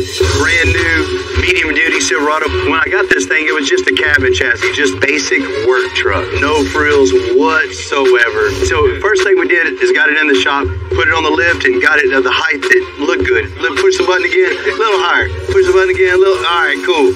Get the axles down in the right spot and just build everything from the truck down to the ground. Starting out with the big, huge 4-link underneath this thing, big bags. This thing gets 14 inches of lift from all the way down to all the way up, totally adjustable. If you're gonna have a big 4x4 truck like this, you gotta have some unique, cool wheels on this thing. 28-inch dually wheels with big 42-inch tall tires. I wanted to go something totally different and do a utility bed. Nobody does a bed like this on a truck like this. Typical Bill fashion, when we got the bed, couldn't leave well enough alone. You think you can bolt the bed on this thing? Yeah, I never worked with Bill Carlton. He had to change up the whole bed, tail lights, side, added some speakers on the top. Well, if you're gonna have a stereo, you gotta have a stereo. I wanted like a wakeboard style stereo in the headache rack. Somebody behind me, they ain't gonna be able to hear either. And we put 10 Rockford Tower speakers all throughout the bottom of this thing. Not only that, it's gonna hit just as good. There's a ton of stereo just inside also. We utilize every compartment in this thing just to be loud. From the speakers behind the grill to the winch, this thing's ready to party and get to work. Now, you gotta be able to get in this big old truck, right? So, had to make some steps, had to build some running boards and incorporated, toolboxes in this thing just to break up some of the smoothness that's in between there. Tie everything together and give it a little style. I really appreciate all you guys coming out and checking this thing out. Another example, teamwork right here. And this is what happens. Everybody comes together and makes some cool stuff. You guys walk around this thing, check it out. Let me know how we did. Truck is unreal. I'd love to build something like this one day. When they did the speakers up here, that's amazing, man. I mean, you don't see that type of work made out of metal. Big 42 tires on them 28s. They're right pretty good looking. Man, I love this Bill, man. Bill showed out again, man. I'm definitely going to pull up to the shop and take this one out on the weekend and pull up to the club. And reaction of these guys, we did what we were supposed to do. When you're building a custom truck, every part and piece plays upon the whole bed. There's so much customization on this thing. It'd take you 2 hours to see everything that's going on from bumper to bumper. This thing's going to bring a lot of business to the... I think I just cut 10,000 off of it. This is a 2014 911 Carrera. For a sports car, this thing really sounds sweet. Right in here, you pull it on. Exactly. We're going to go ahead and remove this and come up with something crazy. The cool thing about customization is this ain't sketched out. This is just art. I'm Bill Carlton. I built my first truck when I was 16. And ever since, me and my guys have been out here creating with our hands. Building the biggest, lowest, baddest custom trucks and cars in the game. People don't come here for what they need. They come here for what they want. This is Texas Metal.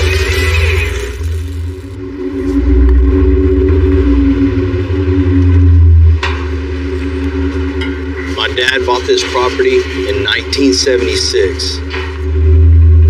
This was, back then the perfect layout for him and his part of the America. The house that I grew up in was right here. There was a little 30 by 40 shop in the back. I just started adding on here. Need a little more room? Put a little carport out here. That's me and the kid across the street getting on a forklift with the welding machine, building every part and piece of this structure you see. And it just kind of evolved into what it is now. It's an honor to be here.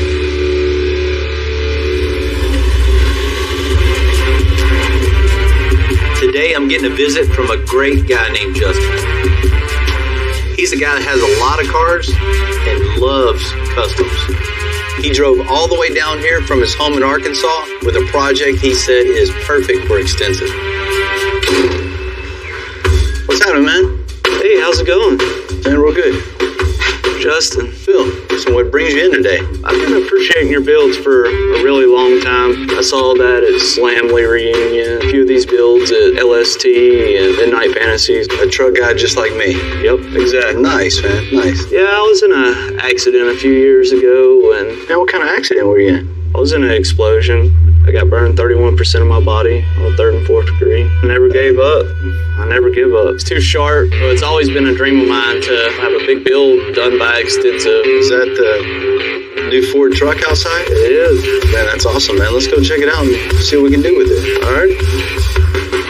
This brand new Platinum Dually has all of 600 miles on it. It's top of the line, has plenty of power. It can pretty well yank a house off its foundation. Man, it's a nice truck. Appreciate it. I just bought my truck. I've always wanted to build a really custom, brand new truck, first year out. What are you seeing here, man? What are we going to do for you? I'm wanting to lay it on the ground on big wheels. What do you mean, like a 22-inch wheel? 24 to 26. You got it, man. What I'm getting out of this whole build is having a truck I could show at a show, but also tow my other show vehicles with me to a show. Show and go. Work and play all in one. Nice. We can definitely handle that, man. Lowering this dually with giant wheels and tires and still maintaining the towing capacity is what sets us apart from any other shop around. I want to color match some of the accent pieces, the headlights, side mirrors. Little trim pieces here and there. Little trim pieces here and there. Justin wants to keep the design minimal, but, it's part of my job to help him dream big. I think we ought to step it up a little bit and just bring out some color. Maybe a little copper or something in it. Really, right about the inside of it. Color match all the aluminum trim and custom leather seats in it. Just throw away the new platinum seats, huh? Throw them away. Love it. That's what I like to hear. Rip out the new factory stuff and bring the custom in. Are you wanting to drop this off today, or? Yeah, I can leave it with y'all if y'all give me a ride to the airport. We can definitely handle that, man. Okay. We'll get you fixed up. Cool deal. I guess you're gonna need these. All right.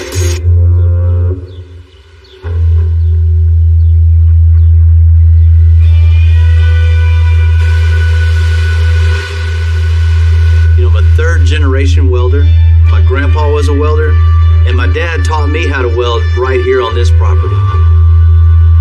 My dad taught me how to get a feel for the way something should look. I don't use computers. Instead, I just kind of step back, look at the vehicle, and just kind of get a feel for the way the finished product should look. What you got? A truck? F-350. This is a guy from Arkansas, and this is his dream to have a truck built by us. Man, that's really cool. So what's the plan? So here's what I'm thinking. This truck will be the ultimate show and dirty work. Of course I want to drop it to the floor with an extensive made air suspension, 26-inch wheels and tires, with a custom hitch to pull whatever, whenever. So he has other show cars that he's going to tow East Coast to West Coast. That's extensive style, not losing towing capacity. We'll get him hooked up. We're going to throw out the brand new interior and go full custom. On the outside, we're going to paint copper accents, even inside the headlights. It's going to look awesome. So can I have those seat covers to put in my Dodge? For what? Have a Dodge Platinum. And nobody got a Dodge Platinum. What do these things look like underneath the hood? We gotta move a bunch of like usual? Man, I'm scared to pop the hood and see what's underneath it. Let's pop it open and see. See what we got. Oh man, that is a lot to move. This is a problem with working on new trucks. It's more computer than machine. I guess I need to start making a list now. Yeah, Like get the right paper now. out, buddy. A lot of custom shops won't even tear into a late model vehicle. All the computers and the wiring and the engineering that's put into them, you pop the hood, tear them apart, you don't know what you're gonna get into. So let's get it in and get it tore apart. As our share of Ford Dualies before, but this Platinum is so new to the market. This will be our first time with this exact model. All right, you guys ready? Yeah, let's do it. Let's get the back all tore apart, get the bed off, blow all the suspension out, completely slick frame rails. Same with the front. We're gonna let Timmy help us. Yeah, I let Chingos help me. Timmy's finally gonna work. Oh, And I came to work on time. That's a good one. Let's get this apart. All right, let's go. Don't catch me breaking it. You know, the old trucks, you got plenty of room to work with. There's nothing under the hood. Got it, Tim? The newer trucks, the manufacturers just keep cramming and cramming and cramming all sorts of new technology in them, which makes our job hard because we need extra room for the air suspension and extra large wheels.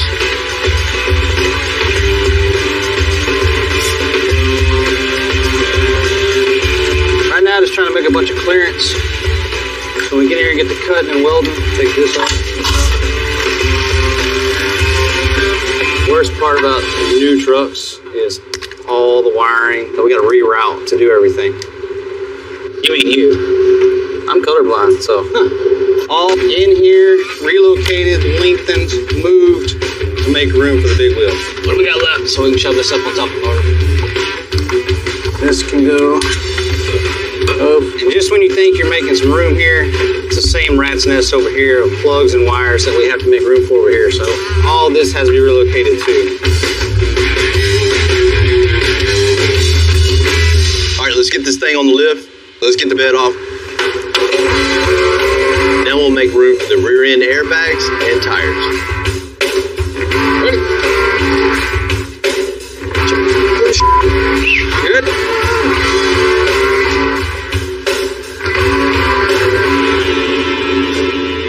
Man, this whole frame configuration now is definitely going to throw a whole wrench in our program. The setup we used to use ain't gonna work on this no more. No, it's not. Because the frame bends in, we need to design a one-of-a-kind 4-link on the inside of the frame. Man, we're going to have to come up with every part and piece individual for this truck.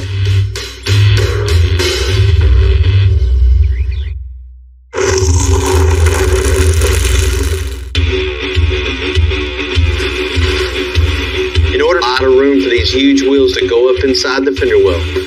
I mean, what we got to do first, let's go ahead and get the rear end out. Let's get it mocked up with the wheels and make room. Yeah. Make everything. That means a lot of frame modifications and narrowing the axle. All right, let's get this over with. If we didn't make these modifications, this truck would go down, set on the tire, and ruin the fender wells.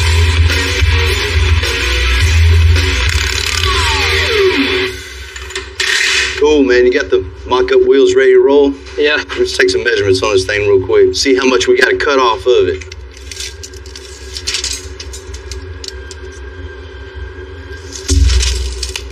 Well, we got 101, so we'll take 7 inches off of each side. We're gonna shorten this axle 14 inches total, and even that is gonna leave us very little room for suspension. Let me check on the frame real quick. Should be 30. Woohoo! Be close. Real close. This is what happens when you go into uncharted territory. There's nothing but headaches and heartache. You know, cutting down the axle is very technical. It's a perfect job for Elu. He was a kid across the street, just kind of showed up from time to time. Here we are 12 years later. He's one of my best fabricators. I've been here for 13 years. First thing I started here was mowing the lawn. Now I'm taking apart this differential Super Duty, so it's kind of awesome. Good. Attack it.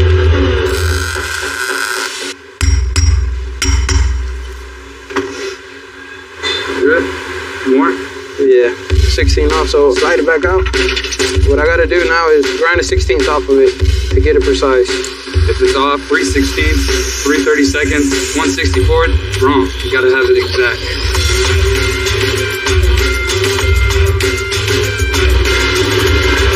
If you're gonna customize anything, there are no 2 days alike. You never know what's gonna pull into the parking lot at Extensive. From straight up boxes of rust to top of the line, we get them all.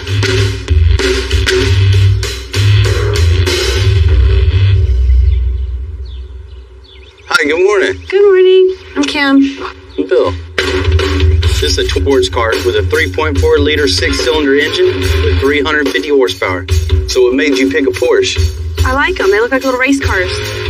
Bet you got a couple speeding tickets in this Yes, thing. I do. I had my Porsche for about 2 years now, and rather than go get a whole nother one, I just thought I would make mine more customized for me.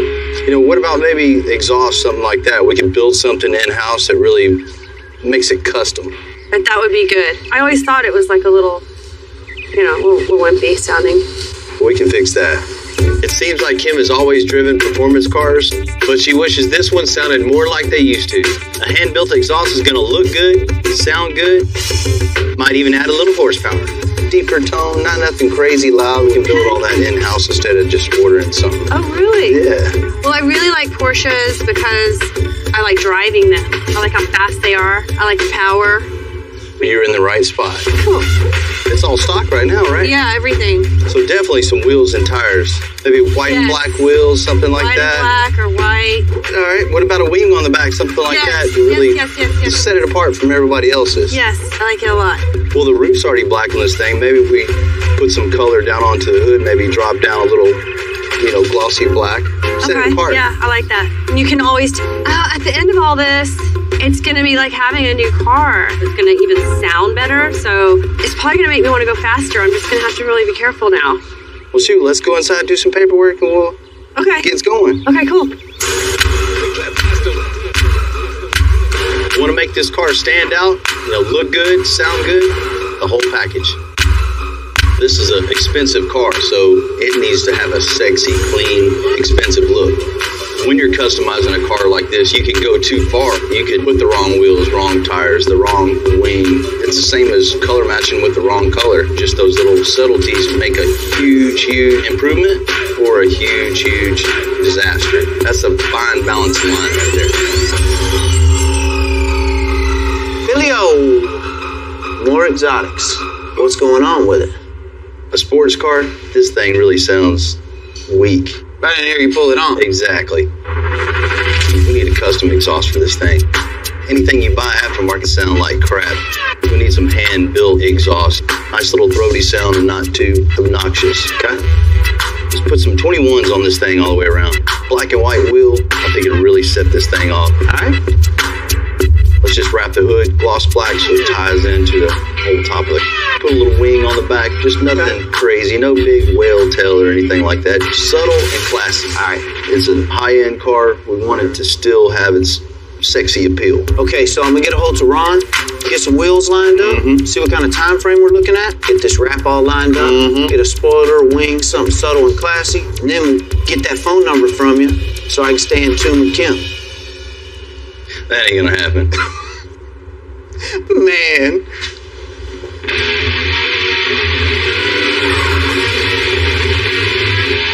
Justin's my go-to performance guy. He's gonna pull the old exhaust out and make something special. These things sound pretty weak from the factory, so we're gonna go ahead and liven it up a little bit. So these things right here, they actually have 3 mufflers. They have this primary, and then from here it comes around to our secondary, and off the bottom, and noise comes out the back. So what we're gonna do is we're gonna go ahead and remove this and make it sound like a real car.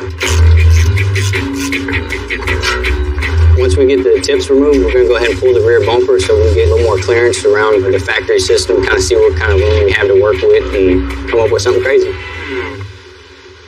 So the factory muffler absorbs a lot of the sound. You can see right here in the center, the discoloration.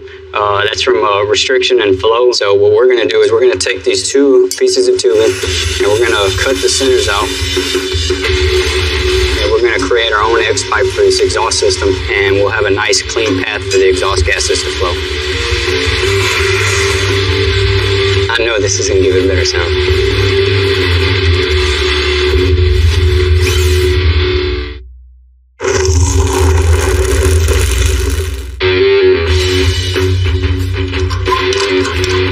Justin's making a custom exhaust for Kim's 2014 Porsche 911. It's starting to take shape. I can't wait to hear it. We're blocking off all the ends, and we're going to run argon gas through the inside of the tubing as a back purge to keep it from sugaring up so that we get a better quality weld. One of the reasons we chose this design right here with the X pipe is because the factory bumper is going to stop right here. So from the rear of the car, you should be able to get a nice view of the custom exhaust system. So when it's going down the road and it sounded so good, you'll be able to see why.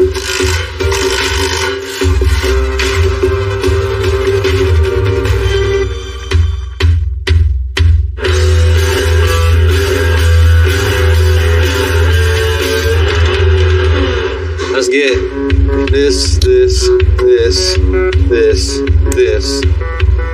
Trash.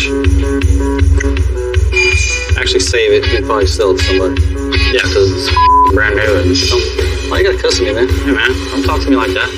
Hold on, I got some sweat on you.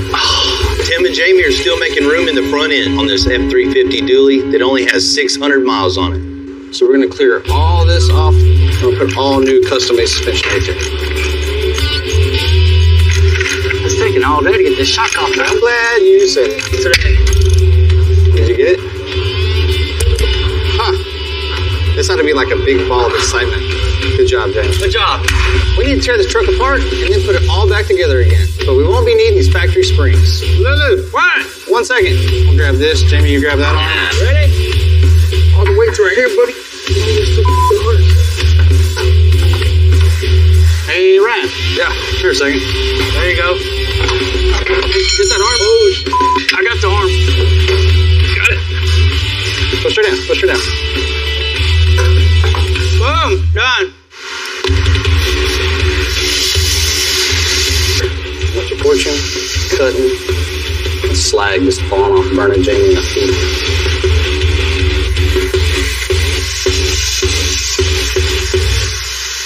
Even with the factory springs out of the way, we're still going to need to keep cutting to fit the big old wheels. Let's get this thing mocked up.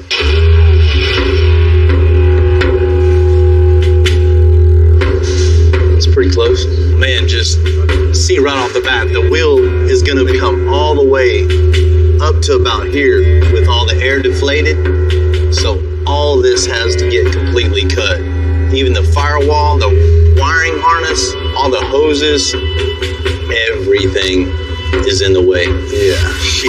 It's not every day you get to cut into the fender structure of a brand new truck. But you know, it's one of the things I love about this job. Get that all chopped out, just bottom it out, and make sure it's the right height. Yeah, that's good. I know this looks crazy, taking this brand new truck and cutting out all the inner fender structure. You're right. It's all good, because John's going to weld a new inner fender well, which will make it just as strong as it was before. All right, ready? Go ahead and stack it up, bottom it out. How we looking, John? Looking good. So far, so good. We'll make the cut on the other side, and then we'll build out the air suspension. At least we know it'll all fit. Barely. Man, people gonna freak out once they see this big old wheel tucking under this $80,000 truck, huh? Hell yeah. I think I just cut 10,000 off of it. Ain't lying.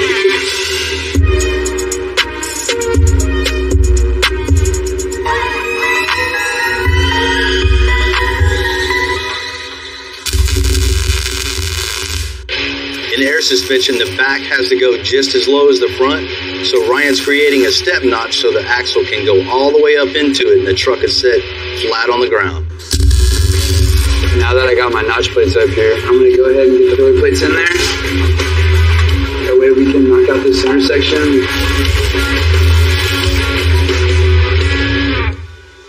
You know, a lot of people just cut a notch in the frame, call it good, super unsafe.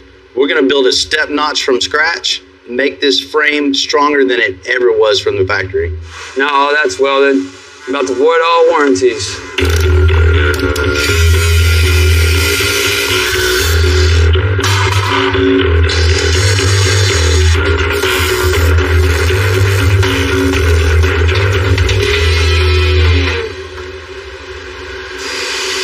The welds look good. Everything's solid.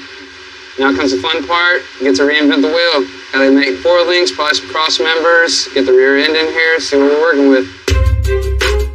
With the notch plates welded, the guys are going to start making the custom air suspension. Watch your eyes.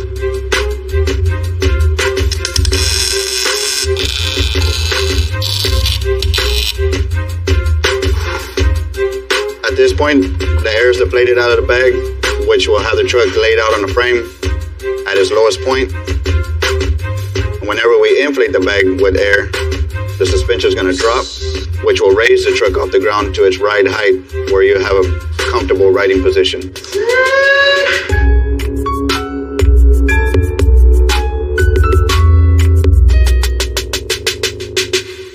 guys, how y'all doing? Good, man. How you doing? When you know, just when we're getting a little momentum on the dually, the client Justin calls, switches things up on us. Man, I've been buying a little extra few projects, and I've got 3 cars to haul now, and I was wondering what y'all's suggestions would be to haul behind that F-350. Shows. That's right. He's got the automotive addiction. Yeah, we can build you a gooseneck hitch into the framework. You know, roll the tubing and everything up, man, make you really like a piece of art in the back of the truck. I like that idea. You know, this gooseneck hitch is going to bring even more show to the tow. What more could you ask for? Hell yeah, man, we'll get it done for you, man. We'll knock it out. All right, cool deal. You know, it's a bigger job, more work, way more time, but it's definitely going to take this truck to the next level and set it totally apart.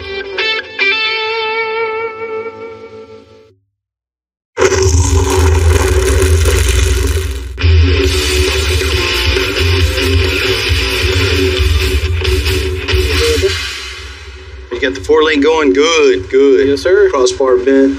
Everything looks good, but we got a little change. What's that, Bill? Tube work we already put in. We got to cut that off. On a huge job like this 2017 Platinum truck, it's never easy to get a last-minute change up from the client unless it makes the build even better. So he's going to get a 3-car hauler and haul 3 custom cars now. So we're going to have to build a gooseneck hitch in the back. A gooseneck hitch is welded inside the bed directly to the frame. It makes it so you can hook up a gooseneck trailer to haul some really large loads. You know, let's start out with the bag mount skid so people just see the truck and just go, wow, man, I can't believe you still pull a trailer with this low truck? Mm-hmm. Damn right, man. Yeah. It's going to be a work truck just as much as it is a show truck. Let's do it, man. Holler if y'all need something. All right, cool.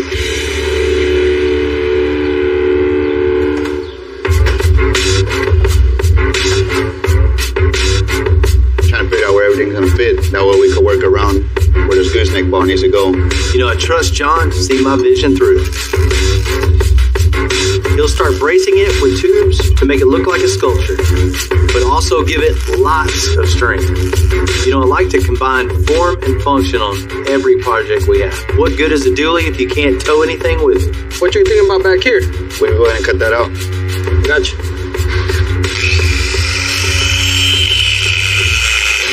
The cool thing about customization is this ain't sketched out. This is just been put it on there, see how it looks, and then go with the flow. By the time you know it, when you're done, like, wow, look at this, you know, art.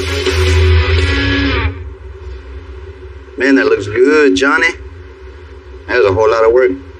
Man, it's exactly what this truck needed. Well, we'll do 2 different trailer balls. We'll do one, you know, he can haul a trailer and still get it all messed up, and then when we get to a show, put the nice little gold in it. Nobody else on earth is going to have something like this.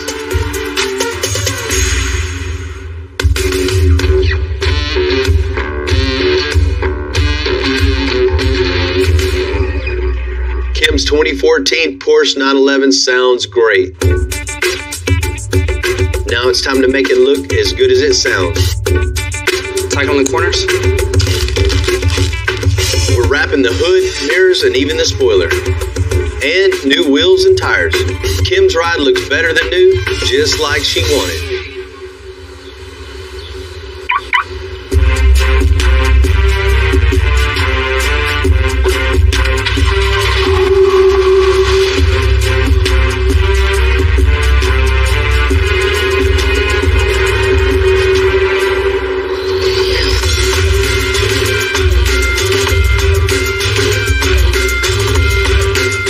Car club here in Houston that meets every Sunday. I figure that's a perfect place to give Kim her car and even meet some new friends.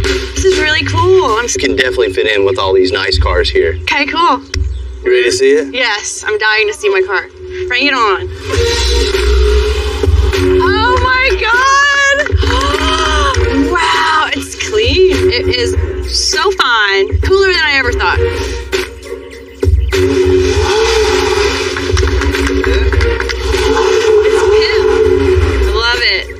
Hello, how are you? Hi! Thank you for bringing my car.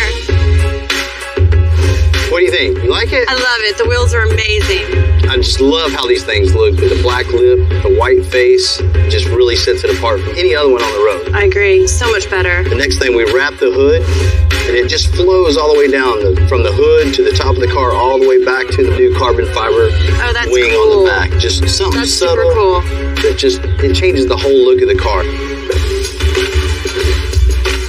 Check it out, you see underneath there, it's all handmade. It's all out of stainless, so it's got a really cool tone to it. I think you're really, really gonna like it. Now when you get in it, you can actually push on the gas and you can hear something.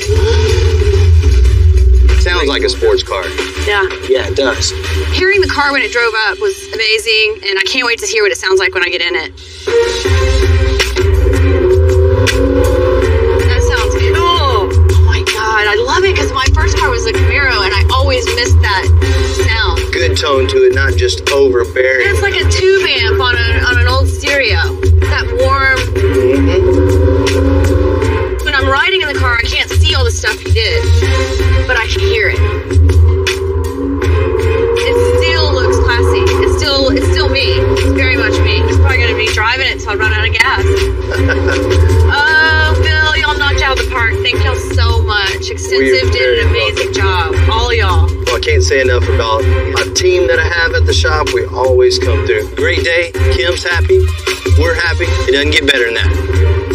Now, what are you gonna do when everybody wants to do theirs just like mine? Well, yours is just gonna have to be one of a kind.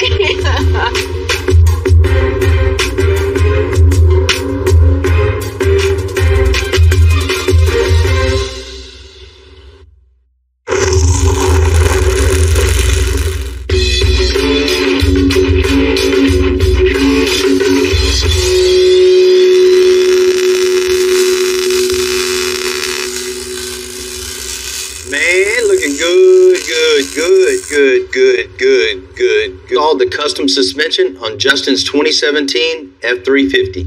And I have an idea for one more touch of custom. Man, this is where we're going to put the little never give up. Maybe even put gold letters on it. Yeah. You know, to match all the rest of the gold in the truck, man. A plaque to commemorate Justin's road to recovery. Rudy will cut it out on plasma, then we'll emboss it with the words never give up.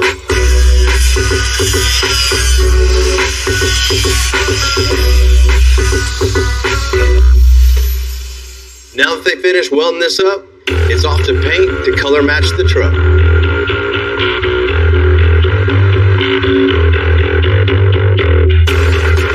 It'd be a crime to hide this hitch under the bed. So Ely was going to make an opening in the bed for the world to see. Got the measurements all measured out on the floor of the F350 bed. I'm going to end up cutting it out for the notch.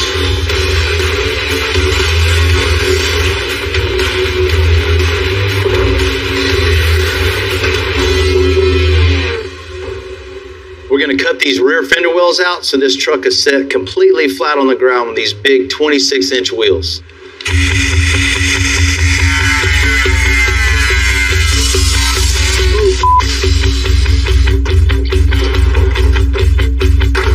Got that cut out. Now that I have cut everything out of the bed, now I have to make these new fenders fit from scratch.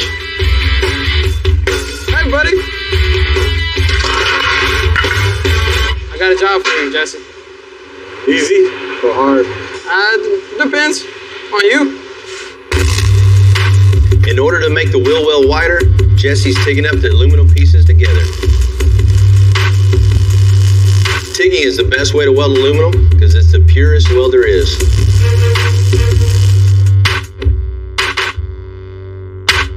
Now that we got these welded up, I'm gonna make sure they fit perfectly in the bed.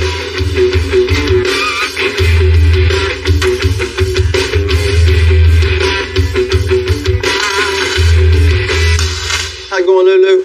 Yeah, just finished it up. Go ahead and check, put it on the truck and check it out. Make sure everything fits, then we'll pull it back off and finish welding and do everything. All right, then. Finalize. Cool.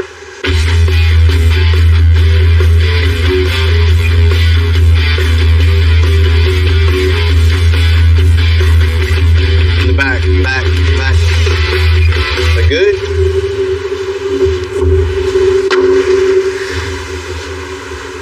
It looks really, really good, man. Man, it looks badass.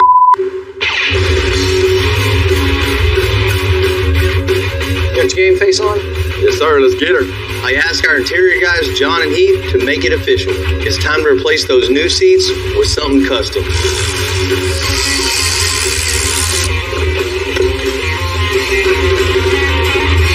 Man, you gotta love ripping off new seat covers. To put in even newer seat covers. Yes, sir. Yes. I mean, these are some really nice seats, nice covers. They've got nice emblems on them, but they're not quite cool enough. So we're going to take these off. We're going to put on some nice custom covers. All right, as you can see with the new seat cover, we've got perforations in it. Nice top stitching with the black. Really cool design. It's going to be a nice deal when we get them all done.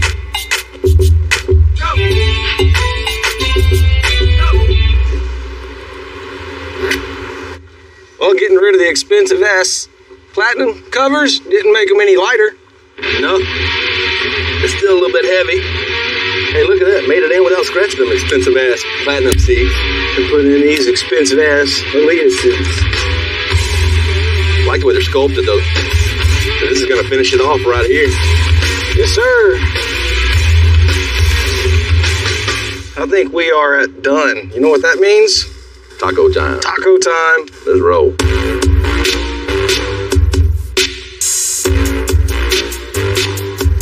You know, at the beginning, I wanted to do copper accents all throughout, but you just can't order that. So these are them. You're thinking white platinum for the main bezel, yeah? Right, yeah, right inside here, transparent gold right here, and all the rest here, okay. You know, white. Perfect. Kristen is taking off the outer bracket right there. And then from there, what we're gonna do, we're just gonna cut along the edge. This looks like a really easy job. It's not. If you get some random guy messing with your lights, you know, that leads to potentially fogging up or the paint not being done properly. The last thing you wanna do is have a $100,000 truck and then the very front centerpiece of the truck, the headlights being messed up. After removing the chrome pieces from the lights, they de-chromed them with a special chemical. We'll just let it do its thing for a minute. All chrome before. They color match some of the pieces to match the white on the truck. And others rose gold.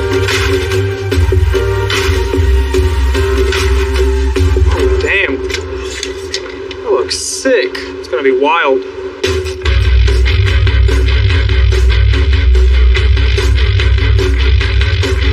These lights turned out killer. I know the owner's gonna absolutely love them. Can't wait to see them on the truck. Boom. Man, I got you a little something. Man, always looking out for me. Man, I've been thinking, you know, in Justin's dually, we're gonna do 26s. We can't let him do that, man. We gotta put 28s on. We gotta change that up. I knew we you got to have it. Justin wants this to be a show truck. The larger wheel, the lower profile tire complement this design even more. Man, you know they already started building 26s. I should have known. Bill's a perfectionist. Nothing's ever done until it drives out of the shop. Put the brakes on that. Switch up. I'll do it. All right.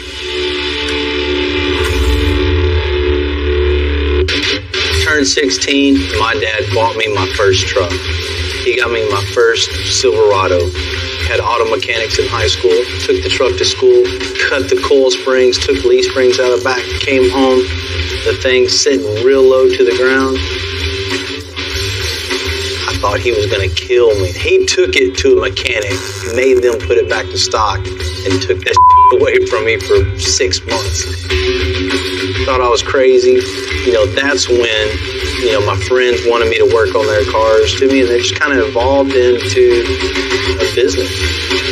You know, grinding, welding, cutting, and thousands of cars later, here we are.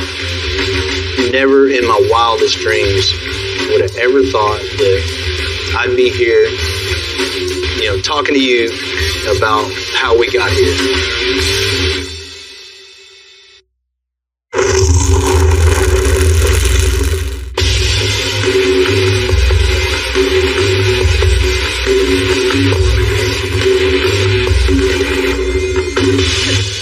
Thing's almost as tall as you are. It is as tall as me. The new wheels are in. That thing is badass. And Justin's 2017 Ford F-350 is... All along, I wanted to add copper accents to the rims and the body parts. And now we finally found the perfect paint. It's called Rose Gold, and it really popped.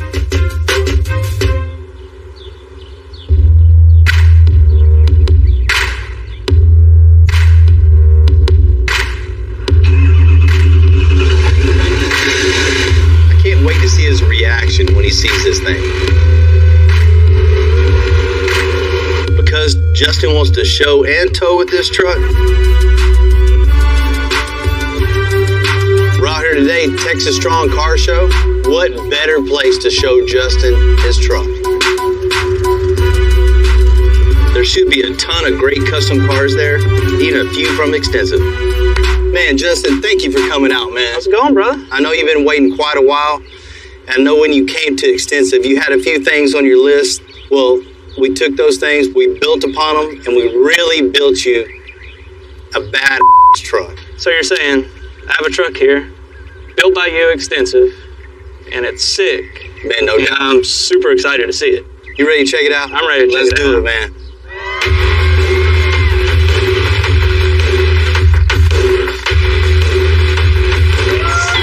Look at the copper on that dude, man.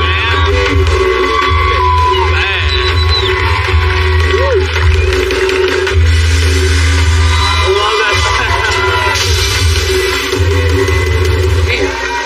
That was what? That's exactly what I wanted. When I first saw my truck come out, I was just jaw-dropped, amazed. Check it out, Justin. One of a kind. We got new grill. You can see killed it on that. Right. I mean, the headlights have been totally blown apart, sprayed for you, put back together. There's not another set like this. This is especially built for you. And of course, you can't miss the huge 20 wheels. I mean, these are all handmade, especially for this truck. There ain't another truck like this with 28s on it laying on the ground. The factory suspension, we threw it away. This is all handmade. A lot of cutting and modifying to get that huge 28-inch wheel in there. We had to move reservoirs and extend wiring harnesses, move fuse boxes. A lot of engineering went into that to get that big batteries, air box. It looks good. Endless. It looks sick, actually. So you got rid of the platinum seats? Yeah, man. Totally blew this thing apart. Color match all inside. I know you wanted to bring some color inside. Interior's amazing. Really ties everything in. Even to the back. You had a bumper pull trailer. You switched up on us on the mid-build. I did. Had to have a gooseneck hitch, right? Right. John, the guys at the shop, got down on this. Right. That is a few weeks worth of work just in that right there. That thing will hold a ton of weight. Right. You can put 4 cars on there if you want. It'll pull it, no problem. It looks really sick. All the tubing work on the gooseneck was amazing. I'll be able to tow a big trailer with it. Made a little something special back here in the back, man. And that says never give up, Bill. Yeah. When I saw never give up on the gooseneck, I was just struck because I didn't expect to see that on the truck at all, and I'm really, really happy with it. And that's amazing. We made that for you, man, and that's just something for everybody else to see, the struggle that you went through, right? Where you're at in your life, and right. We're happy to build this for you. I love it. Just, I can't wait to drive it. You're part of us now, man. Pull it up with the rest of them. Appreciate it. I wanted an extensive build for about 20 years. When the truck came out, it was a starstruck reality that I actually own one now. It is awesome for us to be able to... I want to thank Bill with Extensive and all his guys for the hard work. They never gave up, like my motto, and I'm really, really happy with it.